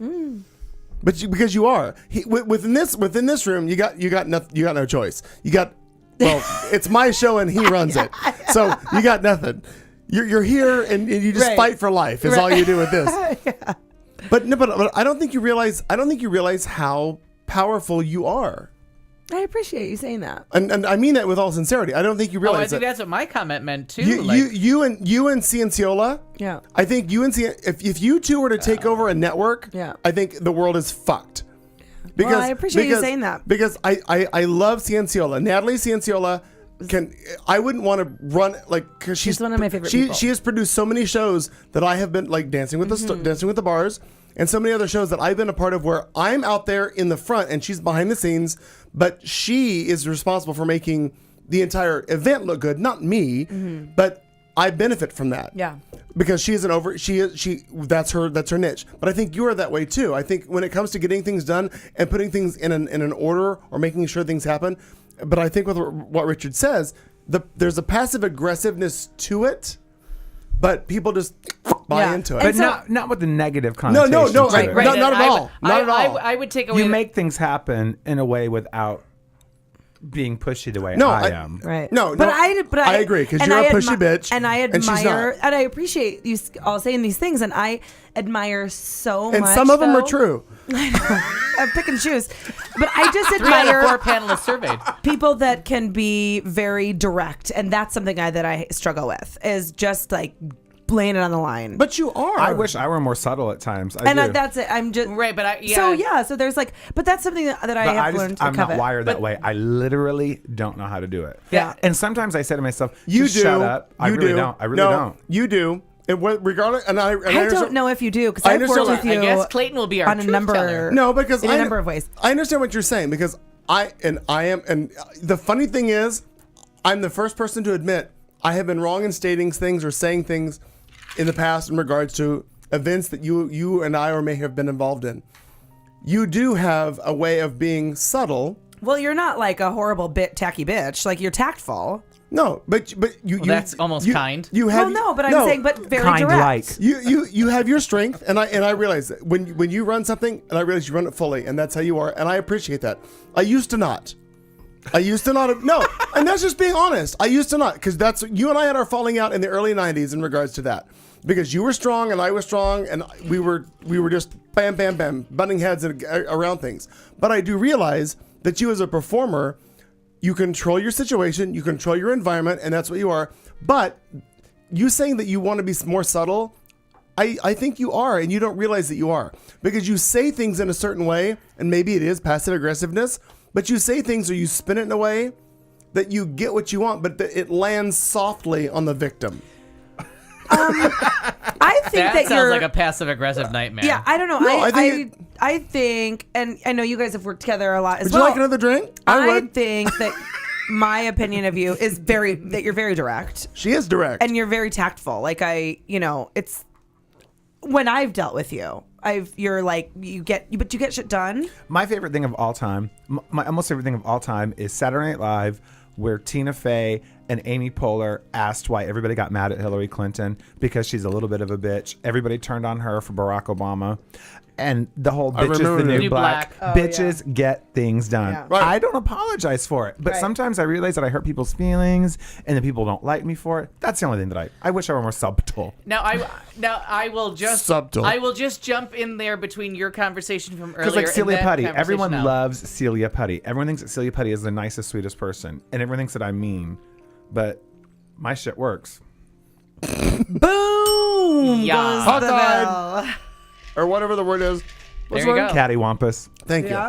I have a drink. I will say that there is a time to talk things over, and we can all discuss our feelings, and then sometimes we just gotta shit or get off the pot. We gotta do that. No, I agree. And I honestly think that's the difference between, and I work in a women's profession. That's why they have nuns teach school. Remember that? Remember that? Yeah. Jesus. That's why they've got nuns.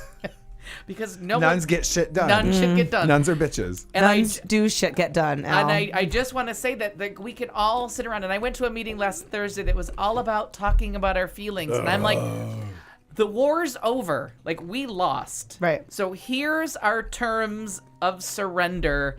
And that's all we can offer. And everybody was like, you're so optimistic. I'm like, no, bitches, we lost. Yeah. Like, this decision got made 3 weeks ago. So now we have to just offer up our terms. So if we offer up our terms and they stick to them, that's what we have to cling to, because we lost the battle. And we lost it so long ago, we weren't even invited to the war. Right. Like, we were sitting home playing with ourselves while they were fighting the battle, and we lost.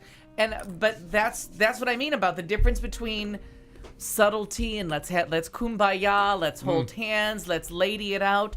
And I think, and I will say this, and it sounds sexist, but I don't mean it. But at a certain point with the female agenda, it has to stop being about someone's feelings, and someone has to be bitches the new black and say, this is how it's going, we're moving over there. And I think that's why Hillary lost last time, and I hope that's she was the lesson. trying to be a little too kumbaya. But I think the lesson comes into 2016 where she's going to take everything as a war zone and be like, won this, moving on, fuck you, going. But I don't know that it's a lady thing. I think it's a personality thing, and it's like leadership styles and personality, because Kelly is not a kumbaya person, and she's and I met her in person. Oh, for yeah. reals. I heard about that. But like at work, there's times when she talks to her coworkers, and she gets off the phone, and I'm like, she talks to her coworkers occasionally, and I'm like, you should probably call that person back and make nice. And she's like, no, they're not fucking doing their job, and there's no kumbaya happening with her at work, like not. And she's the number 1 salesperson for her company, and that's why. Like, so I think that I don't know that it's a lady thing. I think it's a personality thing. No, but I think it's part of and this sounds sexist, and I really don't mean it that way, but like, I work in a women's profession. Right. I work in a predominantly female profession, and we spend a lot of time committeeing things and talking about things. And at the end of it, we're like, well, let's meet again next Thursday. Nope, and I we're just done. like, at some point, someone has to say, I think we're it has plant more the flag to do here and move on. I think it has more to do with the women that go into the nursing profession, or the restaurateur no, profession. No, I don't think there's anyone left that thinks I'm not a nurse. Right. Okay. So they're not, and that's obviously super fabulous profession, but there's a difference between a woman that is a nurse and a woman that is a corporate executive. Oh, so definitely. It's not a lady. And you know what the difference is? Thing? Because the women that go into corporate professional are in a men's profession, and they learn how killer to instincts. That is, I think plant that is the true. flag. Yeah. And if you stay here in Ladyland, you just keep talking everything over, and everyone's like, but if I say this is the way it is, someone's feelings are going to hurt. Yes, every situation has a hurt person's feelings. Let's move forward. Somebody's going to live. Somebody's going to die. They'll get over it. Right. Both of them. Right. Everyone in their own way. But we have to get to point B. So, I mean, I went to this meeting yesterday, and everyone was like, you didn't do any negotiating. I'm like, sweethearts, if you don't know the war ended, I can't help you. We could all sit here and talk about our feelings, but this decision already got made. Right. By executives who have penises. Right. So we're just going to take it. Or really big clitorises also. Either way. Might look like a penis. Maybe, and I'm maybe sharing not. in the chat room that Bitch is the New Black video, because it is one of my favorite things. I gotta go watch it again. And it should be required. Hand to God, it's required viewing for the next election. So I want to go to Clayton, though. What is something that you of going back to our question, something that you covet? No, but Barbara, is there something from this conversation and how we've turned it around? It doesn't have to be something you want to do, but what is something that you see? Because he was the original asking. I'm good. I prefer all you to answer it. I just want to know, is there something that you covet? And it may not be something you need to do, but is there something that you wish, I wish I was more like that, or I wish I had that? It gave me a little idea. Okay, thank you. The conversation always helps. But I'm not sure I'm ready to share it yet. I'll let someone else. Jesus Christ, Marcia's a pain in the ass. We have 9 minutes. All right. Just so you know, Babzilla, we have 9 minutes. Carlton McKee, tell us your story. Wasn't ready for him to get your name wrong, were you? No. Oh, I didn't give a shit. No. I love you desperately. I know who you are. I love you desperately. You're a the ball. worst kept secret in North America. One of the girls that was on Facts of Life, Natalie or Tootie. Natalie, yeah. I'm not sure. She were either black or fat. Which or one were you? Charlotte Ray. I'm not sure which. Girls. But I like that when you look at me, you think you're either the old black or fat one. And you know what? You're still all three. Well, fish don't fry in the kitchen. Yeah. Beans don't burn on the grill. I think one of the things that always comes back, and fortunately for me, and it's an age thing, that as I get older, I don't think Much older. A year, Barbara. By you, a year. She gets no more passes on the question thing, by the way, bitch. I think one of the things that, and this is not brain surgery. This is not science. It's just as any of us in our listening audience or the ships at sea, as you get older, you realize how things are going to work, and you realize how situations end up or the progression to get to the answer or the result. So you react differently, not as knee jerk, and you react with just a okay, that's where you want to go. So have you checked out this? I think I'm a little more methodical. Good. So I'm always what I guess I'm saying is I'm covetous. I covet that control of I will hear you out, and then I'm going to tell you where you're wrong. Right. Meaning, and I don't mean that in a bad way. It's just like to get from A to B to C, you don't realize that there's going to be an A- and a B+ that you've got to go through. Oh, okay. There's going to be these other steps. I realize that you want to lily pad this and go boing, boing, boing, boing.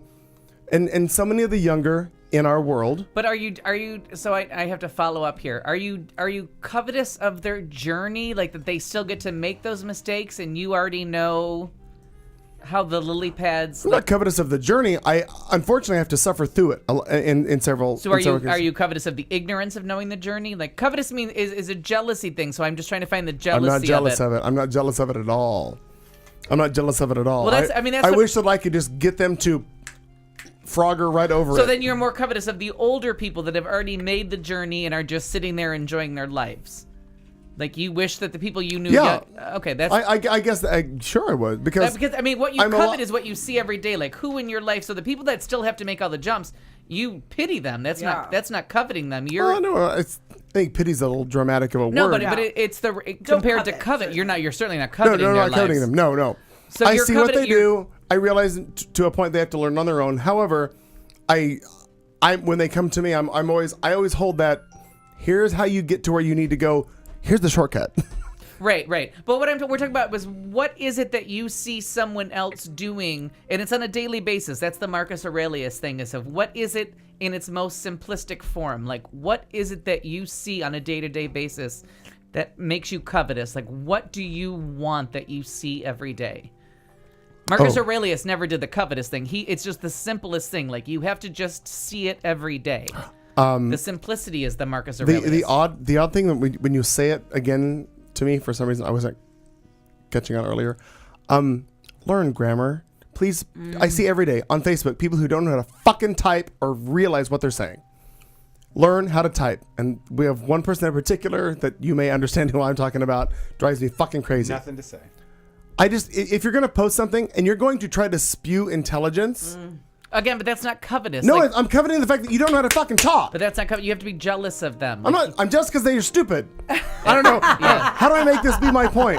Right. That is a good point. I know what you're talking about. This is not something about people that are less than you. This is something that you see every day that you wish you could have. Like, what is it that's out there that you see every day? Al, what that is you yours? Oh. Now you've hit it. Right. I don't know if it's a drink or a bell ringer or whatever it is. You know what it is? There's two people that I covet every day. Cattywampus is where she was. In this. You're not. Trust me, you're not. There are two people that I see on Facebook every day, and I don't mean this to be this is no disrespect because I adore both of them. Right. Abel. I'm looking him up now. Me too, actually. Abel as a matter of fact. and Nick. I think Abel's last name is Munoz and Nick is Nick Walls. There he is from Desert. I don't know. Arizona. They are such a stupidly happy married couple. They do what they want to do. They have their own lives. And the fact that they are. Oh yeah, I love Abel. Oh yeah. See, exactly. They're sweet boys. I wish I could be in their situation. Travis, No. Nick Walls. Look up Nick Walls. Nick Walls. Walls. Nick Walls. His Abel. Abel Munoz is a different one, and Travis, and they're lovely too. But Abel and Nick are the two that I was like. All right, so we're at the right point. We'll get to your follow-up question in a minute. I think he covets their relationship. Maybe, I want to be there, right. but I can't be there. So Barbara Seville, Nick Walls. I found him. Yeah. You have 22 seconds. Just there's something that you see every day that you don't have that you want. It's not possible to not. I wish I could get flashcards. I always have fat kid syndrome. Okay. And so I always... Would you like to know why? So I covet like Non-fat kids. conventional beauty. Okay. Perfect example. Now mine is my friend Justin, that no matter like one bad relationship into one good relationship, he's always photographed wearing the right fucking thing, and it drives me crazy because I have never worn the right fucking thing. Like I'm always in the blue t-shirt with the ringer collar. You wear or a this black one tonight. t-shirt.